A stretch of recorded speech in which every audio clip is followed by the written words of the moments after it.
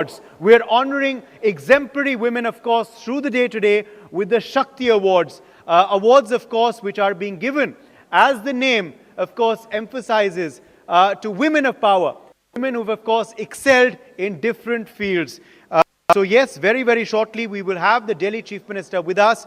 In fact, एक तालियों की गूंज से उनका स्वागत किया जाए. हमारे बीच पहुंच चुकी है हमारी आज की बेहद खास मेहमान, guest of honour, keynote speaker, Delhi chief minister Atishi. एक बेहद ये खास सेशन होने वाला है.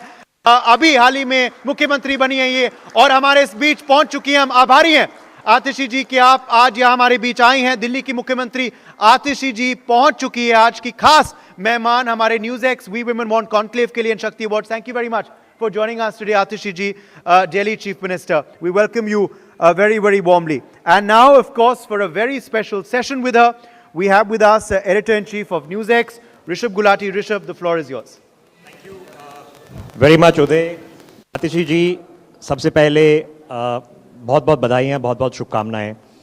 I know it's a challenge, and I know it is filling big shoes, and you prefer to keep an empty chair. We don't have an empty chair today. तो आज हमने खाली कुर्सी बगल नहीं रही है.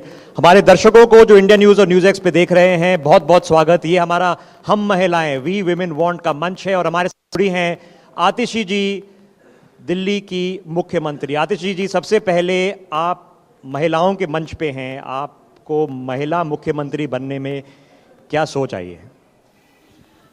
देखिए, एक महिला मुख्यमंत्री होना, एक महिला का इस लेवल पर पहुंचना, इस पोजीशन पे पहुंचना, मुझे लगता है कि ये सिर्फ मेरे लिए नहीं, दिल्ली की और देश की महिलाओं के लिए एक अचीवमेंट है. मुझे याद है, 1 साल पहले की बात होगी, हमारा एक दिल्ली के स्कूल बिल्डिंग का इनॉग्रेशन था. वो गर्ल्स स्कूल की एक बिल्डिंग थी. जो ऑडियंस थी वो स्कूल की लड़कियाँ थीं. ज़्यादातर उनके साथ उनकी मदर्स आई हुई थी, कुछ फादर्स भी थे. 70-80% जो ऑडियंस थी वो महिलाएं थी, लड़कियां और महिलाएं. और स्टेज पे मेरे अलावा बाकी सारे पुरुष थे.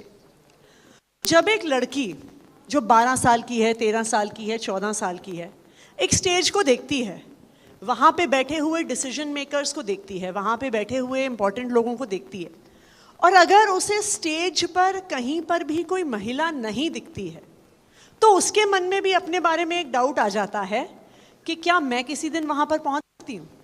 लेकिन जब वो उस पद पर बैठे हुए एक महिला को देखती है, तो फिर उसमें ये कॉन्फिडेंस बनता है कि मैं भी कर सकती हूँ. और मुझे लगता है कि यही एक महिला का मेरा मुख्यमंत्री बनना, ना सिर्फ मेरे लिए, पर मुझे लगता है कि इस शहर की, इस देश की लड़कियों के लिए एक बहुत बड़ी बात है. Let me take that further, because generally जब हम टीवी चैनल पे बैठते हैं, हम सिर्फ पॉलिटिक्स के बारे में बात करते हैं. थोड़ा पॉलिटिक्स कम रखेंगे, लेकिन बस हाल ही 1-2 साल में जो 1/3 रिजर्वेशन है पार्लियामेंट में फॉर वुमेन लागू किया जाएगा, इससे फंडामेंटल शिफ्ट क्या होगा इंडियन पॉलिटिक्स में? नहीं, मुझे लगता है कि विमेंस रिजर्वेशन से एक बहुत बड़ा फर्क आएगा. किस लिए आएगा? आप देखिए कि जो भी कोई एक पोजीशन ऑफ पावर में होता है, चाहे मंत्री के तौर पे हो, चाहे प्रधानमंत्री के तौर पे हो, चाहे MLA के तौर पे हो, MP के तौर पे हो, हम अपने अपने लाइफ एक्सपीरियंस से हमारे डिसीजन शेप होते हैं. आज के दिन में अगर आप डिसीजन मेकर्स को देखने जाइए, and this is not just in politics, आप कंपनीज़ के CEOs को देखने जाइए, आप यूनिवर्सिटीज़ के वाइस चांसलर्स को देखने जाइए, आप सीनियर गवर्नमेंट ऑफिशियल्स को देखने जाइए, आप पॉलिटिशियंस को देखने जाइए, महिलाएं इस देश की 50% आबादी हैं, लेकिन डिसीजन मेकिंग पोजीशंस में वो 20% से भी कम डिसीजन मेकर्स आज के दिन में हैं. तो स्वाभाविक बात है कि अगर महिलाएं वहाँ पे उस कुर्सी पे बैठी ही नहीं हुई, तो महिलाओं के हित में फैसले कैसे हो पाएंगे? देखिए, जब एक महिला एक कुर्सी पे बैठती है, उसको एक महिला के लाइफ एक्सपीरियंस के बारे में पता है. मैं खुद दिल्ली में पली बड़ी हूँ. मैं जानती हूँ कि एक लड़की का, एक महिला का DTC बस में बैठने का, चलने का क्या एक्सपीरियंस होता है. चाहे कोई कितना भी संवेदनशील पुरुष हो, वो कभी खुद इस एक्सपीरियंस से गुजरा ही नहीं हो सकता. मैं एक महिला हूँ, मैं एक लड़की के तौर पे इस शहर में मैंने स्कूलिंग की है, मैंने एजुकेशन करी है, मैं कॉलेज में पढ़ी हूँ. मुझे पता है कि उसका एक्सपीरियंस एक लड़की के लिए क्या होता है. तो उसी तरह से जितनी ज़्यादा महिलाएं डिसीजन मेकिंग पोजीशंस में आएंगी, मुझे लगता है कि ऐसे फैसले लिए जाएंगे जो फंडामेंटली महिलाओं की ज़िंदगी को ट्रांसफॉर्म कर सकते हैं. So, hopefully it'll bring about big change. But ma'am, this big discussion right now, as you know, is happening regarding women doctors, women nurses. Your party has roots in activism. The doctors are right now, some of them are protesting, some of them are, demanding their basic dues. What can in Delhi we do for women doctors, women nurses? Why just women doctors and women nurses? I think that this is a question that has to apply to all working women professionals. Why should women have to worry about their safety and security in their places of work? Why should women have to worry that when they step out of their homes, will they be safe or not? Why should women have to worry कि हम Uber में बैठते हैं तो a lot of women tell me कि हम तो pretend fake phone करते रहते हैं कि भाई the Uber driver should not think कि I'm not talking to anyone. So मुझे ये लगता है अगर महिलाओं को घर से बाहर हमें लेकर आना है, अगर आप सारे developmental criteria across the world देखिए, the more women are educated, the more women are working, the better the countries perform economically. So it is not just that we are doing this for the safety of women. We have to make our cities and our country safer for women for the development of our country. And I think that this has to apply across the board, not just for women doctors, for women nurses, but all women who are working professionals, for all young women who are studying. And across the board, we have to make the city and the country safer for them to step out. Ma'am, Delhi mein, there are central government hospitals, very large ones. There are state government hospitals, then there are private hospitals. Are you doing, as Chief Minister, a review of the safety precautions that are being done after what's happened? No, Health Minister, Mr. Saurabh Bhardwaj, has extensively been in touch with all the doctors, all the resident doctors and their associations.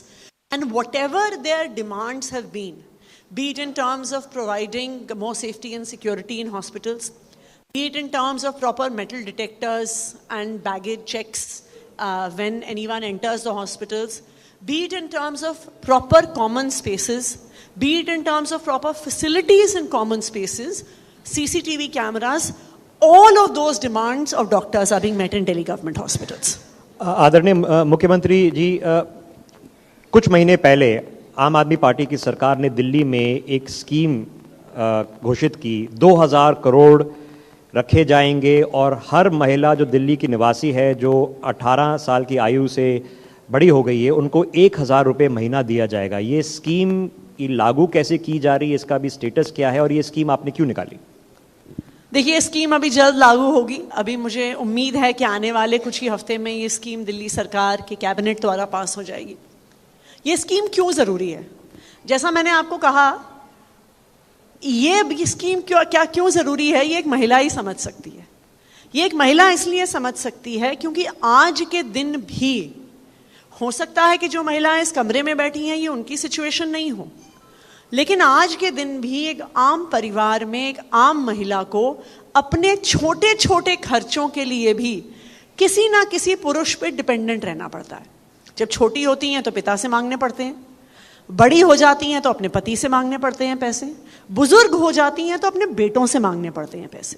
और आप सोचिए, अगर आपको एक छोटी सी requirement के लिए भी किसी के सामने हाथ फैलाने पड़ते हैं तो ये आपके सेंस ऑफ सेल्फ रिस्पेक्ट को कम करता है. इसीलिए इस स्कीम की शुरुआत हुई दैट दिल्ली की हर महिला के हाथ में अपनी छोटी बड़ी ज़रूरतों के लिए पैसे होने चाहिए, कि अगर उन्हें घर से बाहर जाना है तो उन्हें किसी से पूछना नहीं पड़े. अगर किसी महिला को अपने बच्चों के लिए कुछ सामान खरीदना है, उसे किसी के सामने हाथ ना फैलाने पड़े. अगर किसी बुजुर्ग महिला को अपने लिए एक नई साड़ी खरीदनी है, अपने पोते पोती को कुछ पैसे देने हैं, तो उनको किसी से मांगना ना पड़े. मुझे लगता है कि हाथ में पैसा होना is the biggest form of empowerment for any women, and any working woman will tell you this. और इसीलिए इस स्कीम की शुरुआत करी जा रही है. ये मैं मानती हूँ कि 1000 रुपये महीना है, लेकिन बहुत सारी ऐसी महिलाएं हैं जिनके लिए ये 1000 रुपये भी बहुत बड़ी चीज़ है. Yes, 12,000 rupees a year, and the scheme hopefully will be launched soon. आतिशी जी, मैंने बोला कि पॉलिटिक्स थोड़ा कम रखेंगे इस चर्चा में, लेकिन एक unified force for the betterment and transforming India into women lead development कैसे करें? क्योंकि सेंट्रल गवर्नमेंट के पास भी लखपति दीदी स्कीम है, वो भी कह रहे हैं कि जब हम आवास दे रहे हैं, हम विमेन के नाम पे दे रहे हैं, टॉयलेट बना रहे हैं, इकट्ठे कैसे काम किया जाए इस पे? देखिए, स्कीम्स तो हर जगह हैं। आप कह सकते हैं कि केंद्र सरकार के पास भी स्कीम्स हैं, बहुत सारी स्टेट गवर्नमेंट्स हैं, उनके पास भी स्कीम्स हैं। लेकिन हमारी देश की दुर्दशा आप कहिए कि कागज पे तो हमारे पास बेस्ट ऑफ स्कीम्स हैं, बेस्ट ऑफ लॉज हैं, लेकिन ग्राउंड पर कुछ नहीं उतरता। फॉर एग्जाम्पल, आप लखपति दीदी छोड़िए, आप आवास की योजनाएं छोड़िए, एक सिंपल चीज है शिक्षा, एजुकेशन, जो महिलाओं की और किसी भी वर्ग की एम्पावरमेंट के लिए एक तरह से फाउंडेशन है। आप इस देश का राइट टू एजुकेशन कानून पढ़ेंगे, कोई व्यक्ति जो इस देश में नहीं रहता उस कानून को पढ़ेगा, उसको वो कानून देख के लगेगा कि इससे अच्छी शिक्षा व्यवस्था पूरी दुनिया में कहीं नहीं होगी जो भारत में है। लेकिन सच्चाई क्या है? सच्चाई क्या है कि इस देश के 90% सरकारी स्कूल टिन शेड की बिल्डिंग में चलते हैं। सच्चाई क्या है कि बच्चों के बैठने के लिए टेबल कुर्सी नहीं है। सच्चाई क्या है कि क्लासरूम में टीचर नहीं है, टॉयलेट में पानी नहीं है, बच्चों के लिए कोई भी व्यवस्था नहीं है। ये सच्चाई है। तो स्कीम्स हम कितनी भी बना लें, जब तक सरकारें उन स्कीम्स को ग्राउंड पे उतार कर महिलाओं की जिंदगी में एक्चुअल सुधार नहीं लेकर आएंगी, स्कीम्स की घोषणाएं करने से लोगों की जिंदगी नहीं बदलती है। उसके लिए एक पॉलिटिकल विल चाहिए होती है, जो मुझे लगता है कि दिल्ली सरकार ने पिछले 10 साल में, अगर आप दिल्ली में सरकारी स्कूल देखने जाइए, इस देश की आज़ादी को 75 साल हो गए, लेकिन जो सरकारी स्कूल दिल्ली में पिछले 10 साल में बने हैं, ये 75 साल में देश में कहीं नहीं बने।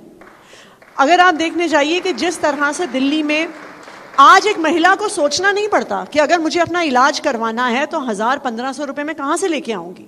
उसे पता है कि उसके मोहल्ले में एक मोहल्ला क्लिनिक है, एयर कंडीशन क्लिनिक में MBBS डॉक्टर बैठता है, जहाँ पे कंसल्टेशन फ्री है, दवा फ्री है और टेस्ट भी फ्री है।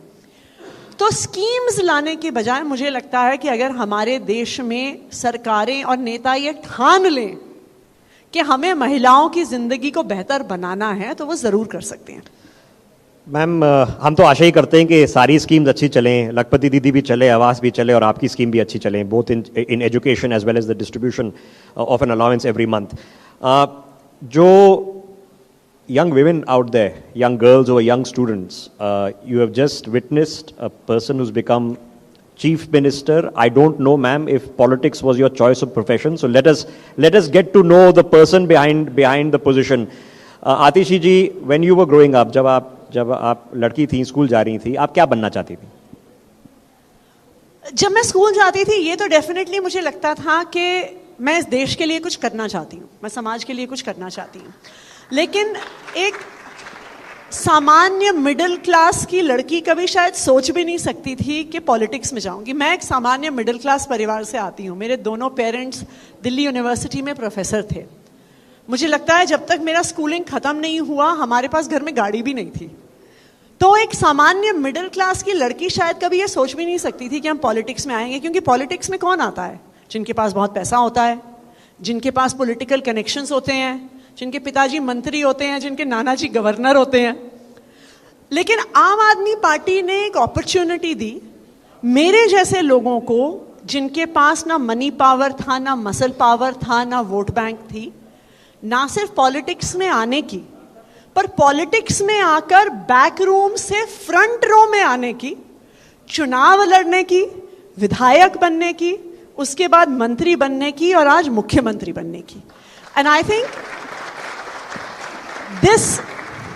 this is what makes Aam Aadmi Party different, and I think all credit to Arvind Kejriwal for having brought not just myself but people like me in politics and giving confidence to the young people and young women, young educated women in the country, that politics can also be a choice of profession for us. But you are one of the educated women, highly educated, and therefore have been able to structure education programs with the ideas that you brought in. But wasn't it that there should be a backup plan कि कुछ engineering कुछ कर लो, कुछ नौकरी रख लो, कुछ backup plan घर चलाने के लिए कुछ होना चाहिए? नहीं, पढ़ाई लिखाई के तो डेफिनेटली हमने पूरे प्लान्स बनाए हुए थे. I think at that point of time शायद कुछ ऐसा लगता था कि I would have like to be a teacher. In fact I did teach for some time in between. I taught for a year in a school called Rishi Valley in South India. तो education से मेरा बहुत जुड़ाव था. तो शायद अगर politics में नहीं होती तो एजुकेशन की फील्ड में होती. आप अरविंद केजरीवाल जी से पहली मुलाकात आपकी कब हुई? क्या आप उनकी पहचान थी कि आपने उनको टीवी पे देखा था, जान पहचान थी, एक्टिविस्ट थे, बहुत कैंपेन्स कर रहे थे? When was your first meeting? What was it like? मेरी अरविंद केजरीवाल जी से पहली मुलाकात एक्चुअली 2003 में हुई थी, जब वो परिवर्तन करके एक एनजीओ चला रहे थे जो राइट टू इन्फॉर्मेशन एक्ट पे काम कर रही थी. और इंटरेस्टिंगली, जैसे आज आप मेरा इंटरव्यू ले रहे हैं, हमारे एक जानकार को एक डॉक्यूमेंट्री फिल्म बना रहे थे जिसमें मैं अरविंद केजरीवाल जी का इंटरव्यू ले रही थी. And the one thing I remember even from that meeting was his clarity of thought and his passion. Here was a man who really, वो बात नहीं कर रहे थे, वो बात उनके दिल से निकल रही थी. चाहे वो उस समय आरटीआई की बात हो, चाहे जब इंडिया अगेंस्ट करप्शन मूवमेंट शुरू हुआ, एक एंटी करप्शन बिल की बात हो, उस दौरान तो उनको टीवी पे देखते थे, या आज 10 साल में राजनीति के बाद दिल्ली में काम करने की, चाहे एजुकेशन को लेके, चाहे हेल्थ केयर को लेके. मुझे लगता है कि जो अरविंद केजरीवाल जी में देश को बदलने का जज्बा है, आई think that is extremely inspiring and that really inspires all of us. और उस जज्बे के साथ उनमें जो करेज है, वरना देखिए हम जैसे लोग कहाँ अपने घरों से बाहर निकलने की हिम्मत करते हैं. सबको पता है कि पॉलिटिक्स मुश्किल है, आम आदमी पार्टी में होके तो पॉलिटिक्स और भी ज़्यादा मुश्किल है. लेकिन अरविंद केजरीवाल जी ने ना सिर्फ हमें वो जज्बा दिया है, हम सबको वो हिम्मत भी दी है कि हम यहाँ तक पहुँच पाए, इतनी शक्तिशाली ताकतों के खिलाफ लड़ पाए. सब जानते हैं कि अरविंद जी ऑब्वियसली अफसर थे गवर्नमेंट में.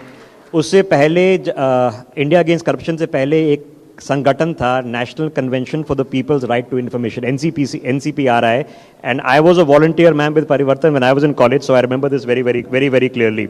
So at what point of time do you say that, okay, I want to be a teacher, I want to do well for the country, I want to do activism? When does that transition, क्या I choose to be in active politics? Is it happenstance कि बस हो गया, या इसमें मंथन किया आपने? देखिए, इसमें दो पक्ष हैं. एक इसमें पक्ष ये था कि मैंने अपनी ज़िंदगी के 10 साल अलग अलग सोशल मूवमेंट्स के साथ, नॉन प्रॉफिट्स के साथ काम करते हुए बिताए. मैं 5 साल मध्य प्रदेश के एक गांव में भी रही. वहाँ पे मैंने ग्राम पंचायत के साथ, स्कूल के साथ, लोकल फार्मर्स के साथ भी काम किया. लेकिन काफ़ी सालों तक ग्रास रूट पर काम करने के बाद डेफिनेटली मुझे ये कन्विक्शन आ गया था कि अगर चेंज इस देश में आना है तो वो टॉप डाउनवर्ड्स आना पड़ेगा, पॉलिटिक्स के थ्रू आना पड़ेगा. लेकिन जैसा मैंने कहा कि एक सामान्य मिडिल क्लास की लड़की के लिए पॉलिटिक्स में जाने के क्या ऑप्शंस थे. जब इंडिया अगेंस्ट करप्शन शुरू हुआ तो तब पहली बार ये लगा कि देश के आम लोग अपने घरों से बाहर निकल रहे थे एक बड़े चेंज के लिए. तब भी नहीं लगा था जब मैंने वॉलंटियर करना शुरू किया था इंडिया अगेंस्ट करप्शन के साथ. तब तो ये भी नहीं क्लियर था कि India against corruption political party बनेगी, आम आदमी पार्टी बनेगी. जब आम आदमी पार्टी बन भी गई तो हम तो काफ़ी समय तक बैकरूम में काम करने वाले थे. शायद तब भी ये नहीं सोचा था कि चुनाव लड़ेंगे, विधायक बनेंगे, मंत्री, मुख्यमंत्री बनेंगे. बट आई थिंक कि ये मुझे क्लियर हो गया था कि अगर आपको एक बड़े स्तर पे चेंज चाहिए तो वो पॉलिटिक्स के माध्यम से आ सकता है. सही लोगों को सही कुर्सी पे बैठना होगा. क्योंकि आप देखिए, at the end of the day all important decisions regarding our lives, कि हमारे बच्चों को कैसी एजुकेशन मिलेगी, मैं अपने घर से बाहर जब कदम रखती हूँ मैं सेफ हूँ कि नहीं हूँ, मेरे बच्चों को पढ़ने लिखने के बाद अच्छी नौकरी मिलेगी कि नहीं मिलेगी, मेरे माता पिता बीमार हों तो मैं उनका अच्छा इलाज करवा सकती हूँ कि नहीं, ये सारे डिसीजंस पॉलिटिशियंस लेते हैं. And I don't want to comment on any specific politicians, but ये भी हमारे देश की सच्चाई है. यहाँ पर हम जानते हैं कि किस तरह के लोग पॉलिटिक्स में आते हैं और किस रीज़न से आते हैं. तो जब अपने वेस्टेड इंटरेस्ट से आए हुए लोगों को ये सारे डिसीजंस लेने हैं तो ये डिसीजंस एक आम आदमी के हित में नहीं होते हैं। जब तक अच्छे लोग पॉलिटिक्स में आएंगे नहीं, जब तक पढ़े लिखे लोग पॉलिटिक्स में आएंगे नहीं, तब तक हमारे देश में बदलाव नहीं आएगा। इस बारे में मैं 100% कन्विंस्ड हूं। Atishi ji, I can well imagine it's a stressful job, right? I'm sure the last 6 months have been really stressful because you've had a leadership in which, you know, cases and jail time and allegations and lots of things have come up. And at a time when, you know, when it's difficult to even communicate because the person who's your mentor and who's your party chief is difficult to communicate with. I mean, did you feel like that this is too much, is overwhelming, I just can't handle it? देखिए, मुश्किल तो था, पिछले 1.5 साल का दौर मुश्किल तो था। आप देखिए, हमारी एक छोटी सी पार्टी है, एक पार्टी के सारे बड़े नेता जेल में थे।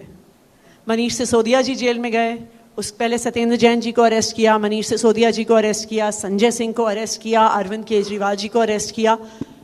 एक पार्टी जिसके टॉप 4 नेता जेल में थे, ऐसी स्थिति में पार्टी को खड़ा रखना, सरकार को चलाना चैलेंजिंग तो बिल्कुल था। लेकिन मुझे ये लगता है कि हमारी पार्टी की सबसे बड़ी ताकत ये है कि हम सिर्फ एक दूसरे को एज पॉलिटिशियंस, एज कॉलीग्स नहीं देखते हैं। हम सब we see ourselves as a close family unit, हम सब एक दूसरे के लिए परिवार हैं। तो इस मुश्किल दौर में भी जैसे एक परिवार एक संकट की घड़ी में एक साथ खड़ा रहता है, एकजुट होकर खड़ा रहता है, मुझे लगता है कि आम आदमी पार्टी के छोटे से छोटे कार्यकर्ता से लेके बड़े लीडर्स तक बिल्कुल एक कन्विक्शन के साथ एक दूसरे के साथ खड़े रहे, यूनाइटेड होके खड़े रहे। That really was our strength. And I would also say hats off to the families of all our leaders.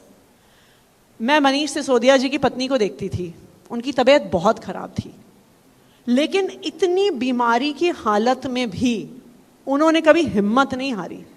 उनको इतने लोगों ने आके कहा कि देखो, अगर मनीष सिसोदिया जी आम आदमी पार्टी छोड़ दें, बीजेपी में चले जाएं, तो केंद्र सरकार उनको जेल से बाहर कर देगी, उनको बाहर कर देगी। ये महिला जो हर कुछ महीने में अस्पताल में एडमिट रहती थी, कॉन्स्टेंटली बीमार रहती थी, she had the courage to say always कि देखो जी, अगर मनीष जी ने अरविंद केजरीवाल को छोड़ दिया तो मैं मनीष जी को छोड़ दूंगी, मैं उन्हें कभी आम आदमी पार्टी नहीं छोड़ने दूंगी, अरविंद केजरीवाल को नहीं छोड़ने दूंगी। आप ये हिम्मत देखिए, and I think that is really what kept us together in these difficult times. So, to women in this country and maybe even beyond, what are the top 3 things that you would suggest that they need to stay true to and think about while embarking on their careers, whatever the career might be? देखिए, first thing I'll definitely say to all women is that the world is not a fair place. The world is not an equal place, right? ये सच्चाई है।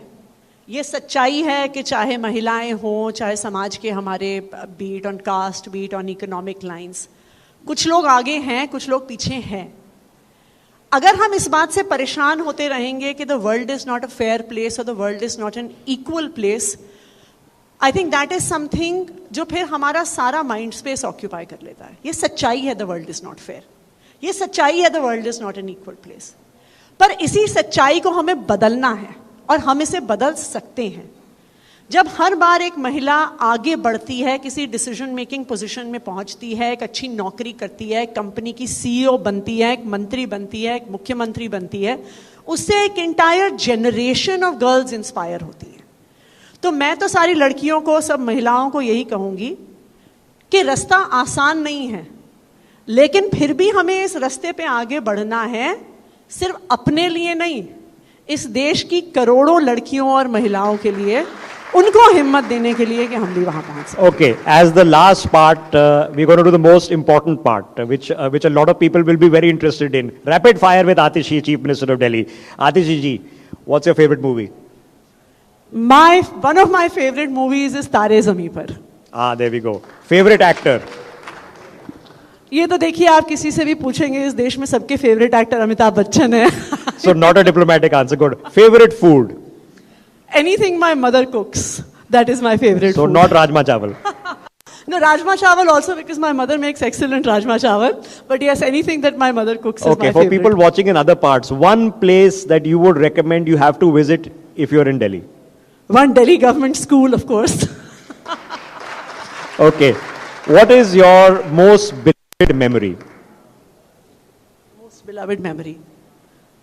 I think from school, मैं जिस school में पढ़ती थी, हमारी रोज 5 बच्चों की ड्यूटी लगाई जाती थी कि आपको अलग अलग काम करने हैं, चाहे वो क्लासरूम की सफाई करनी हो, रिसेप्शन पे बैठना हो, लाइब्रेरी में किताबें वापस रखनी हो. I think that is one of my most beloved memories because one of the things that it taught me is कि कोई भी काम छोटा नहीं है और कोई भी काम हमें मना नहीं करना चाहिए कि ये काम मेरा नहीं है. So that is one of my Rare most. person. House duty was her favorite memory. Okay, in school. Were you also from Springdale? I know. I'm from modern school, ma'am. Favorite author. I'm a Harry Potter fan, so J.K. Rowling is my favorite author. Okay. Okay. Last question. 3 big priorities for Delhi as Chief Minister. Delhi has suffered a lot in the last 6 to 8 months. I think that the last 6 to 8 months there has been serious attempts to stop the work that is happening in Delhi. And I think I would say priorities across the sector is to ensure that many of the works that had come to a standstill because of this attack on our government happen. I know that roads are in a bad shape. And making sure that our roads are motorable and not giving us all broken backs is number one, is extremely important. I do know that because of some crisis created in the Delhi Jal Board, there is problems with contaminated water and sewerage that is happening across the city.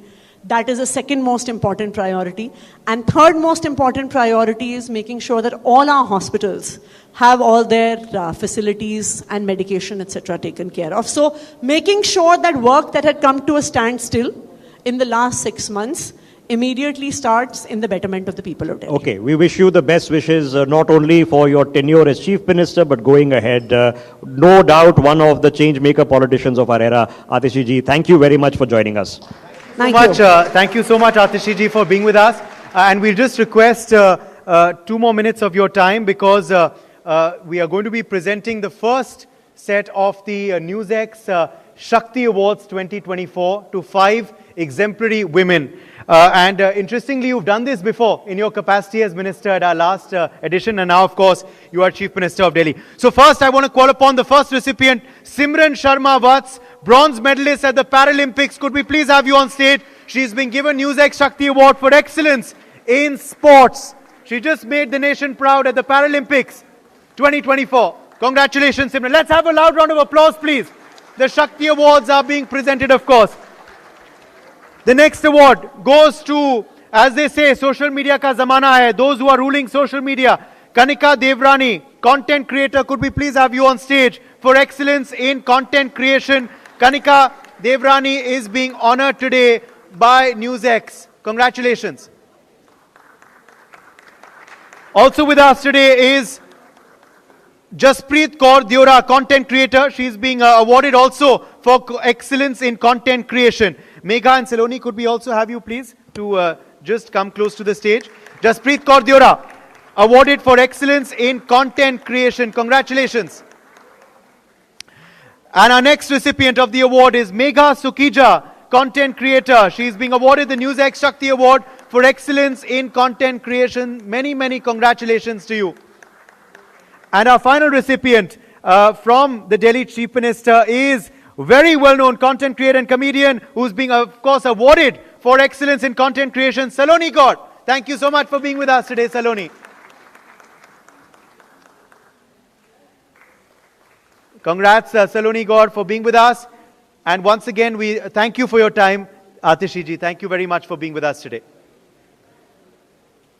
Thank you, Rishabh, as well, for doing the moderation. That was our first segment, of course, of awards. The NewsX Shakti Awards, and of course our guest of honor, Atishi, in a very special panel. We're now going to swiftly move across to our next segment, as we had said to you in the morning, that today is going to be a power-packed day, full of jam-packed sessions at We Women Want and NewsX Shakti Awards 2024. And now we are going forward to our next special session, which is titled New Rules of Engagement. Yes, this is a very interesting topic, and for this we have with us 4 special guests, 4 powerful and interesting women who are, of course, achievers in their own right. So I want to quickly call on stage Deepika Narayan Bhardwaj, Director, Ekam Nyay Foundation and documentary filmmaker. Deepika, welcome. Thank you for being with us today. I also call on stage Shalini Singh, founder of And We Met. Shalini, welcome. Thank you for being with us today. I also call on stage Tripti Singh. Tripti Singh is with us, founder of Gut Jod. Tripti ji, swagat hai aapka. Thank you for being with us as well. And I would also like to call Yogita Bhayana on stage, who is founder of Pari Foundation. Yogita, welcome. Thank you very much for being with us today. I'll quickly call you all on stage. Could we please have a loud round of applause for them? Let's not keep the applause die down. These are all achievers. We want the energy on stage high, and we want the Josh in the audience high too. And this session is going to be moderated by Devika Chopra, news editor, NewsX. Over to you, Devika.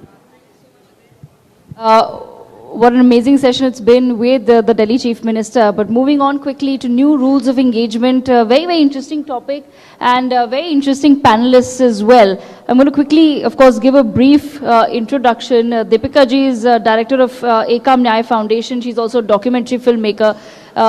And on her social media, what you see a lot is her speaking about a lot of male victims of certain laws that have been created for the protection of women, but are being perhaps misused in today's day and age.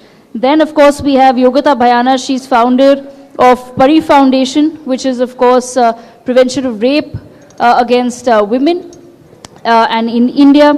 Then we also have Shalini Singh, who's the founder of And We Met, which is a dating app, a new age dating app, you know, fitting into the modern world concept. But right next to her, we have Tripti Rathore, who's the founder of Gut Jod, which is focused on, and correct me, ma'am, if I'm wrong, but on the Rajput community specifically, a matrimonial specifically designed for the Rajput community. So I have a very, very interesting panel here. And I want to begin, of course, by asking, let me start with Shalini ji. Shalini ji, what, as per you, are the new rules of engagement, ma'am? And the sort of people who are coming on dating apps, what are you understanding about their psyche today? Young boys, young girls? So you said young boys and young girls. I think dating or finding someone for a long-term partner can happen at any age. Absolutely. And doesn't have to be at 20, in 20s it could be at any age.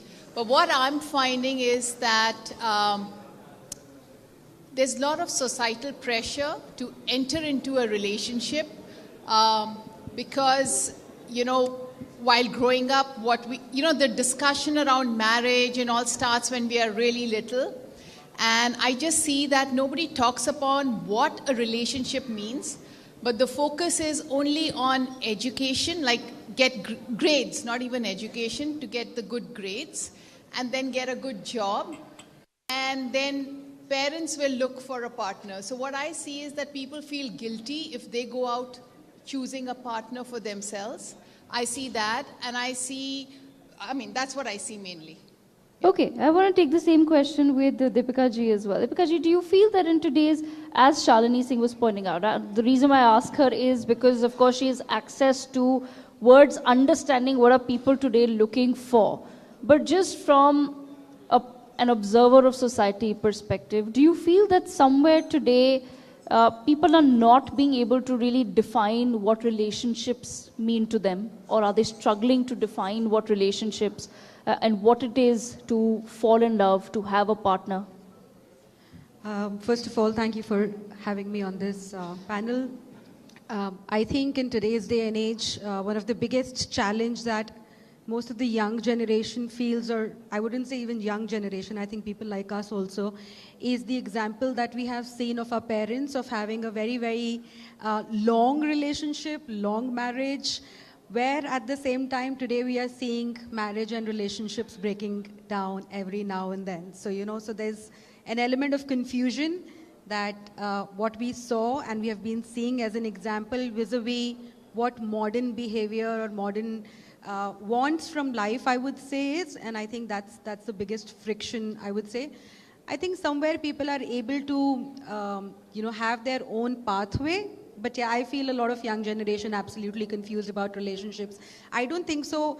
we had as many terms as we have today. There is benching, there is live-in, there is, I don't know what all terms I am not very aware of, but yeah, the young generation has just too many terms to define on what kind of relationship they are in, while for most of the people it used to be marriage earlier. So, in such a day and age, Deepika ji, continuing that conversation with you, as you said that there is a lot of ambiguity about how we wish to define our relationship with someone. What then become the challenges that young adults face? Deepika ji, I'll come to you in just a moment, ma'am. I thought you were asking, could you repeat that again? Yes, I'm just trying to understand. You've just said that there's a lot of ambiguity in terms of the way people are defining their relationships, right? There are terms, there are situationships, and all of that is going on in today's day and age. What are the challenges that come with that? Challenges would be the normal human feelings of not being able to find the partner while probably everywhere around, especially in the day and age of social media, you have Instagram happiness all over, right? And in that, in that scenario, when you are not able to find a partner, you sort of feel left out. I think that, in my opinion, is the biggest challenge. I don't know if you would agree with that. And people are in that stead just willing to get into anything that they find. And that's where a lot of my work also comes into picture, where people get into the wrong relationships, meet the wrong kind of people, become victims of scams, and sometimes become victims of crimes as well. So, yeah. Okay, Shalini ji, you wanted to add to that? I just want to say that when we talk about serious relationships, we associate it only with marriage, right? Whilst things are changing, not everybody wants to get married, but they still want to be in a committed relationship, right? So marriage is which gets in your legal documents in place.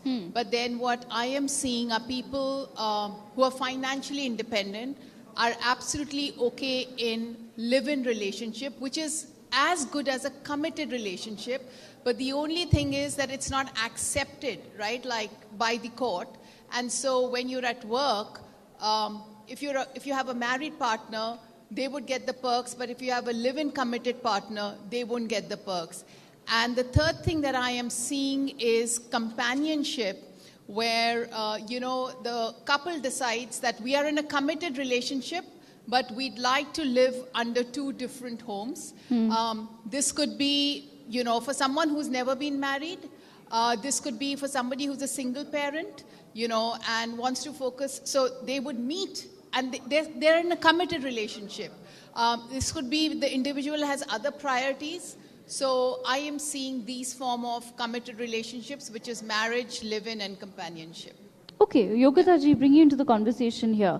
On the same aspect of ambiguity in relationships today, when we, as Shalini ji also just explained, what are some of the different categories that we're looking at, what then become the specific challenges for women in such a situation? What are you experiencing with your work? The same what Deepika ji is facing, because we are maybe the opposite side of the coin, but we are facing the same challenges, because couples, the men will go to her, and definitely women are coming to me for issues to be solved, because when they are not legally bound, we protect married women in our country. The constitution will protect their rights. However, it is so difficult to get them justice. And you know how the laws are implemented in our country. To get a woman alimony or maintenance or justice, I'm talking about, is so difficult. When it comes to, where live-in partners are there or relationship is there and there is an atrocity of some kind, they are not protected. So they are it's a gray area, and more women or men, they are getting into relationships which are not, having any name. They are situationships, or they are as you mentioned, they are into some kind of relationship which are not tagged or named. They are not defined as such in our constitution. So this is the biggest challenge. It's a high time we need to realize that we need to cover the rights of women, irrespective of whether they are married or not married. Any kind of atrocity. Now if a girl goes to a police station and say, okay, my boyfriend has assaulted me, or he has beaten me up, they'll not entertain. I mean, not even, and the dichotomy is that even a married woman goes to a police station, they'll say कि घर का मामला है, घर में निपटा लो. मतलब wherever we are in the situation, I mean, we are not attended to as women. So where now the high time we need to attend to these things, and we need to understand more and more people will get into these live-in relationships. And wherever, I mean, because times are changing and people are becoming financially free, women are getting financially free, and now they are not depending on men more and more. So, Yes. So we need to kind of address the issue as what we see right now. Okay, so I'm going to bring, as you said, you're on sort of the opposite spectrums of the same, the underlying issue, and you are looking after the rights of women, and you're also looking in for how men could possibly be suffering. I want to understand from you, Yogita ji, firstly, if you can just share maybe an anecdote with our viewers of how is it that the system or even the cops react in today's day and age, like you said, right? If it's my boyfriend, then the cops are probably not going to be taking it as seriously. They'll be judging you. They'll be making comment. We have police officers sitting here, right? Sir is here. They'll say कि महिला अगर police station चली जाए, तो पहले तो उसको वहीं judge किया जाता है. You know, she'll be judged there. कि आपने पहना क्या है, हाथ में सिगरेट क्यों है, मतलब you know what I mean. तो पहले तो उसी पे comment किया जाता है, and they are not supposed to make comments. I do a lot of police trainings. तो मैं उनको बोलती हूँ भाई आप जज मत करिए, आप जज नहीं है, जज का काम जज को करने दीजिए. You are a cop, you do your duty. If a woman is coming to you for any grievance, you attend to it, listen to her with empathy, do not judge her. And have you somewhere noticed that with an increased number of dating apps now available, how has that impacted the work that you're doing? Are people being scammed maybe on dating apps? Are they being इनके पास ज़्यादा cases आते होंगे क्योंकि I have heard about a lot of scams where men are trapped because they have deep pockets. Unfortunately, women are not suffering this side of the thing. Okay. But at the same time, yeah, so one has to have some kind of, as I said, ना कुछ तो legal outlook होना चाहिए कि पता है dating apps are mushrooming and everybody is on dating apps, whether hidden or not hidden. कहीं ना कहीं people are using it. So why not to make it official and legal? Why be so hypocrite about it? I think वो जितना ज़्यादा हम छुपाते हैं ना society में anything, that has a very bad repercussion. So we need to understand and accept so many things which are happening. हम लोग accept नहीं करते हैं as a society. We want to be hypocrite and like, okay, नहीं India है, the culture, the tradition. I'm sorry, everything is happening in this country. Rather accept it and address it. Okay, Deepika, same question to you. I want to understand from you as far as dating apps are concerned. That really has become a big part of what we're discussing, right? New rules of engagement with one another. So how does that work out from the male perspective? In 2024 only, we have got about 16 people arrested, 6 in Mumbai, 6 in Hyderabad, a girl from Jaipur who had filed 14 rape cases, a girl from Jabalpur who had filed 7 rape cases. Yogita knows about my work and I adore what she does for victims, and I am sure she understands there's another side of the story as well. Well, let me say this, that, and I actually wanted to start by saying this, just like it was very intimidating for women to be in front of all men everywhere, today I feel very intimidated because I'm sitting in front of everyone who's going to talk about women, but I talk about men. So it is a little intimidating, but then I will still say it. So dating apps have now become an extremely, extremely big con centers for young boys, for men as well. What used to work for men has started not working for them anymore or working against them. What I'm trying to say is, men start working early, they do have money, they are looking for companionship, they would want to go and meet a person. Now there are absolute gangs operating where there are dating cafe scams, then there are scams which I have gotten people arrested for where the woman would willingly go with the guy and then the next day she is in cahoots with a police officer and they will intimidate the guy that we will charge you with rape, or you give this certain amount of money. So, and these numbers are increasing like crazy. Almost on a daily basis, I get victim somewhere or the other from across the country. Some people have lost humongous amounts of money because they feel really, really shamed that what if they go out and they say that, you know, this woman is basically doing this to me. First is nobody is going to believe him. Second is, even if he's believed, still the litigation would be against him, so he will have to fight. So rather you pay money. And people know it, and it's not just the women who are conning men. These women are working with men, and these gangs are operating in cahoots, and they are taking advantage. Okay, yeah. so Shalinji, how do you deal with that? I mean, I knew since this you, would come to me. I was pretty because sure genuinely speaking, because there are so many apps out there, I'm sure that as founders, you also really think about how do we protect the people that are on this app. Absolutely. So firstly, let's just talk about dating apps first. Why have dating apps come to being? It's convenience, right? Earlier, you know, there were communities. We never had nuclear families and all, right? So there were communities and they helped us, you know, whenever somebody wanted to get introduced, that happened. So dating apps have come and it's just form of convenience. I mean, you have 10 minutes convenience right now to get anything delivered, right? So I will come to protecting, but I think it's very important, and what I am building or what I have is a community of singles 28 and above.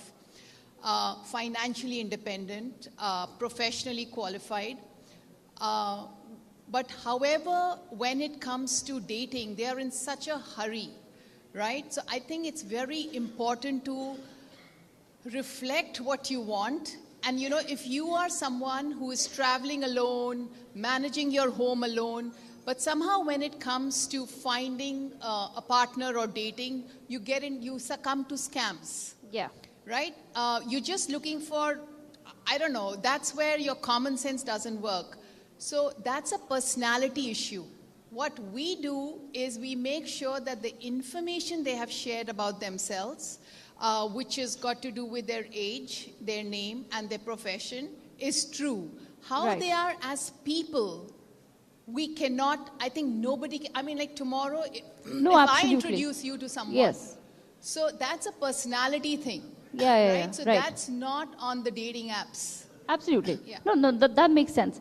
But on that note, I want to bring Tripti ji into the conversation because, like I said, a very interesting perspective of someone who's leading or has created a community, a matrimonial community from, you know, in a way that's been happening for ages now. Dating apps is something new, but in a way, Gut Jod or the work that you do is also somewhere matchmaking, and of course, you know, it's just dating apps is the modern way of us looking at it, but there have been people who've been bringing families together and have been taking, of course, unions forward. I just want to understand from your perspective, how does a concept like Gut Jod fit into the modern world? See, I think I'm the odd one out here who strongly believe in institution of marriage when it comes to arranged marriages. So I won't call it arranged marriage, I will call it preordained marriage, where someone is destined to get introduced to someone and get married. I won't comment on dating app because it's a personal choice.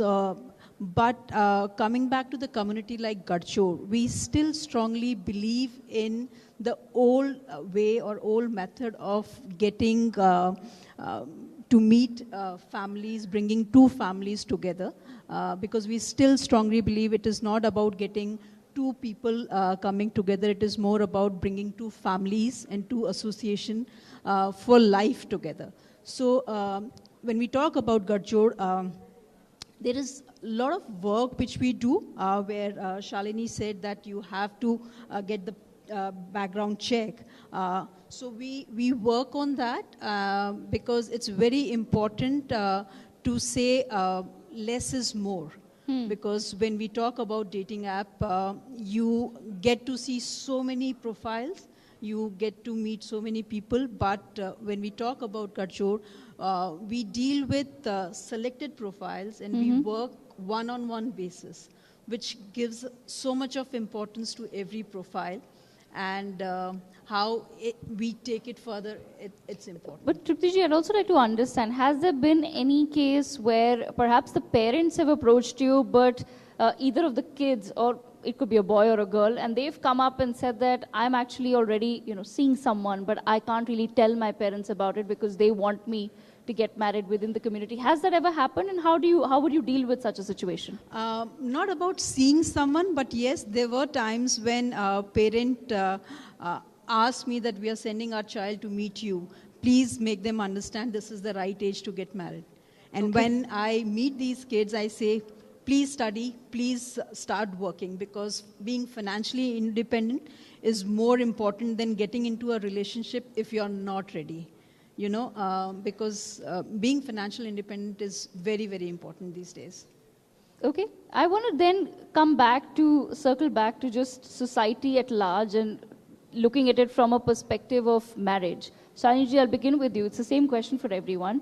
Do you feel that somewhere a slight erosion of the concept of marriage or differentiations in ideas of relationship has also resulted in some of the other problems that we see, which both Deepika and Yogita deal with on a daily basis, as far as my relationship with my partner is concerned, or just understanding relationships overall is concerned? Do you feel that an erosion of the institution of marriage has somewhere perhaps led to these problems? Or do you feel that they're not really, they're unrelated? So I'm going to give you two answers for this. So on Anvi Met, 99% of our singles want to marry. Okay, that's what they're looking as their committed relationship, 99%. And second, I think the institution of love and relationship is still there. But what I feel is that, bad news travels fast. I mean, you're a news channel. Sensational news travels faster, right? So I think 80% of people are, or I would say even actually 90% people are very happy and content in their relationships. 10% are not, and they are the one who talk about it. And so obviously, that floats. That's what I see where committed relationships are concerned. Okay, so in your understanding, most young people today actually do want to get married. They're not simply looking for flings. So at 28 and above, so we call ourselves, a community for, individuals looking for a committed relationships. Right. So if they know that it's too boring otherwise in our community for them. Okay, all right. Deepika, your perspective on that as well. Just from your analysis over the years of the work you've done, what do you feel are the factors today that are resulting in the sort of cases you're dealing with, where one of the others is misusing the trust that is placed, right, in terms of a relationship? Unfortunately or fortunately, I don't know, but that's my work. So we deal with separations, divorces, very bitter and very ugly battles every single day. In my personal understanding, I think the fabric of institution of marriage has changed already and is permanently changing. One of the reasons for that, I think largely is a lot of Western influence. I'm not saying it is bad, it is good, anything. I'm just saying that it indeed is the reason for a lot of our perceptions about relationships and marriage changing. What I see is a major conflict in the minds of people is the traditional roles and responsibilities that were put upon both the man and the woman in the institution of marriage vis-a-vis how people want to lead their life today. A lot of the disputes or the ugliness that we see coming into the marriages are for very simple reasons, very simple reasons. These are made big in the court of law. These are made big by the advocates when you get into the allegations or things like that. But the points of conflict, and I'm not discarding the fact that there is a lot of domestic violence that happens even today, but largely what we see is the reason of conflict may be very small. The woman would say, I don't want to live in a joint family. I do not want to live with your parents. The guy says, I'm the single guy. I did not think that I would have to leave my parents. Yeah. Or probably the woman would not be okay with certain habits that the man has, or the man would not be okay with certain habits that the woman has, and they will snap away like this, So I think the patience level is down phenomenally. People do not want to make a lot of efforts, and something which is a little bad but is happening also is that both the sides of the parents are also like, मेरा बेटा बिल्कुल सही है, मेरी बेटी बिल्कुल सही है. Right. You know, so the larger thing is a lot of selfishness and not really wanting to make it work, and that leads to conflict. And then, of course, there is misuse of law, which is absolutely another side of the story. There are so many laws. Our courts do not want people to come into the courts for litigation, or when Yes. they come for litigation, they say, you know, oh, it is a small dispute, don't make it a matter of domestic violence. But the fact is, you have given just so many laws. So when you have so many laws, then even if you do not want, you know Okay. that there is a provision, so you will go for it. Okay, I have So that's yes. I have a couple of minutes litigation left. is a big factor for people losing faith in the institution of marriage. Okay. And when men say that, you know, we are not going to get married because, you know, women are misusing laws, I also say men have been doing it for a very long time. If that was the reason for somebody to completely do away with the institution of marriage, then women would have done it. But let's accept it, women and men both are going on that path where they want to be independent, living freely, single, sort of losing the faith and trust in marriage. Right, I have a last couple of minutes left. Yogita, I want to understand the flip side of that from you as well. In terms of the cases that come to you, what you read or what you understand of society, have families really changed in how they're dealing with girls? Yes, initially, like if I say 40% of the women, they go through domestic violence. Let's accept that. I'm underrating it. So 40%, they are going through it, and now because they are financially independent, they don't have to live with that violence anymore. So they know they can walk out. They have the money to kind of walk out, and we have shown in recent movies also, like. So it's a good thing in a way, you're not trapped into something, you're not taking it just because you're not financially independent, and that is the thing. And also now more and more parents are supporting the daughters, and they are saying, okay, if you don't, it should not be like a relationship where you're suffering for years. It's okay to walk out and be happy. I had a case where this girl committed suicide, or she was murdered, whatever, it's still in the court. So the parents are reaching out to me and they are saying, get them arrested. So boy was already arrested, and he was telling me, like the father was telling me, get the in-laws also arrested because, they were also influencing him. So I said, so what were the signs and symptoms? Your daughter must have given it to you, that she's suffering. Yes, how many times she used to say that she's been beaten up and she doesn't want to stay there. I said, what used to be your reaction? They used to say, then, no, compromise, आपकी अर्थी उठनी चाहिए. The statement, आपकी यहाँ से डोली उठी है, तो आपकी अब अर्थी उठेगी. तो अर्थी उठ गई. So मैंने कहा, तो first thing, I want to send you to jail. You deserve to be in jail. Your daughter was telling you again and again she's suffering.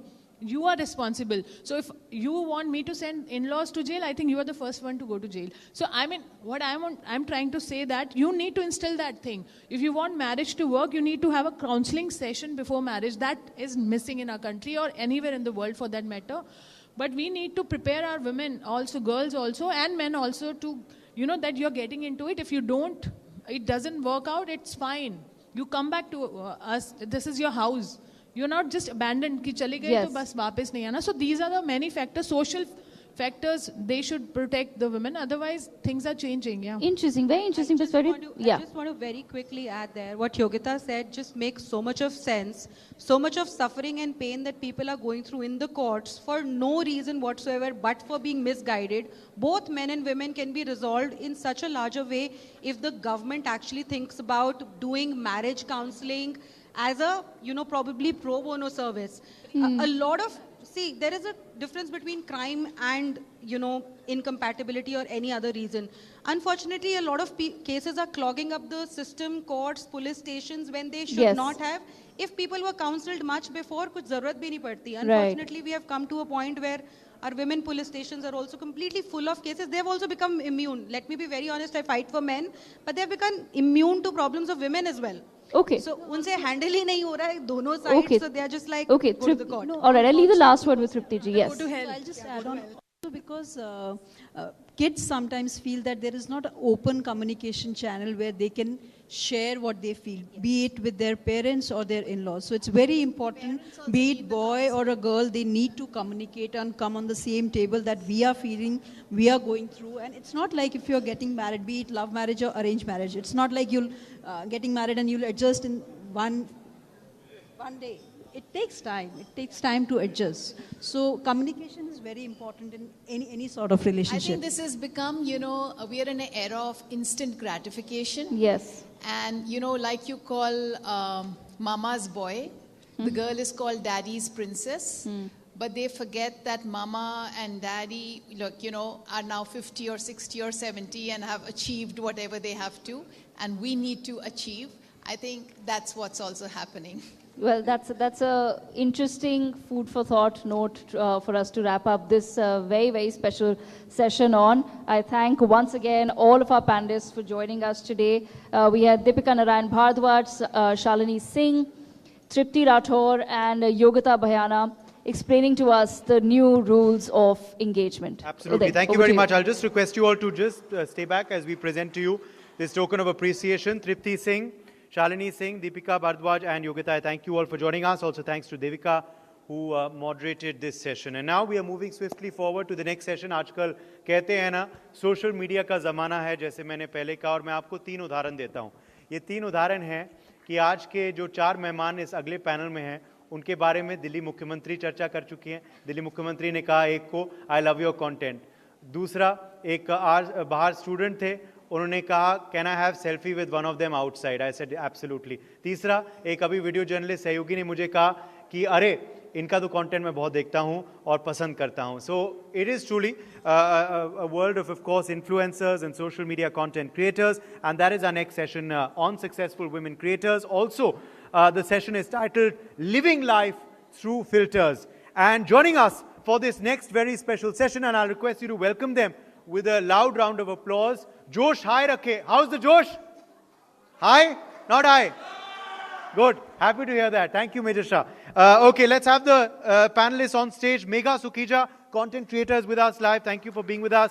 Saloni Gaur, content creators also joining us live. We also have Jaspreet Kaur Diora, content creator also with us live. And Kanika Devrani, content creators also joining us live. Thank you all very much for being with us today. और ये session का संचालन करेंगी Asavari Jindal. She's of course our anchor on NewsX, our senior anchor on NewsX. Welcome Asavri, and the floor is yours for this next very, very special session. Thank you so much, Uday. Finally, a young panel over here, and I'm going to ask the hot question that looms in everyone's mind. Is content creation empowering? Does it legitimately empower women? Is it something that gives you respect, financial, stability? Saloni, I'll start with you. It definitely gives you respect once you start earning money.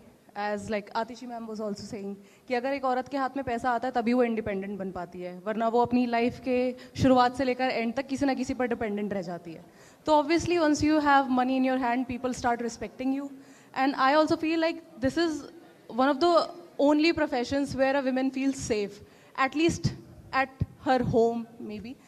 Not online. I think online तो उतना ही hate मिल रहा है, वहाँ पर भी इतने threats मिल जाते हैं. तो safety की तो यहाँ पर भी issue है, but yeah, definitely there is money involved and you get the respect that you should have.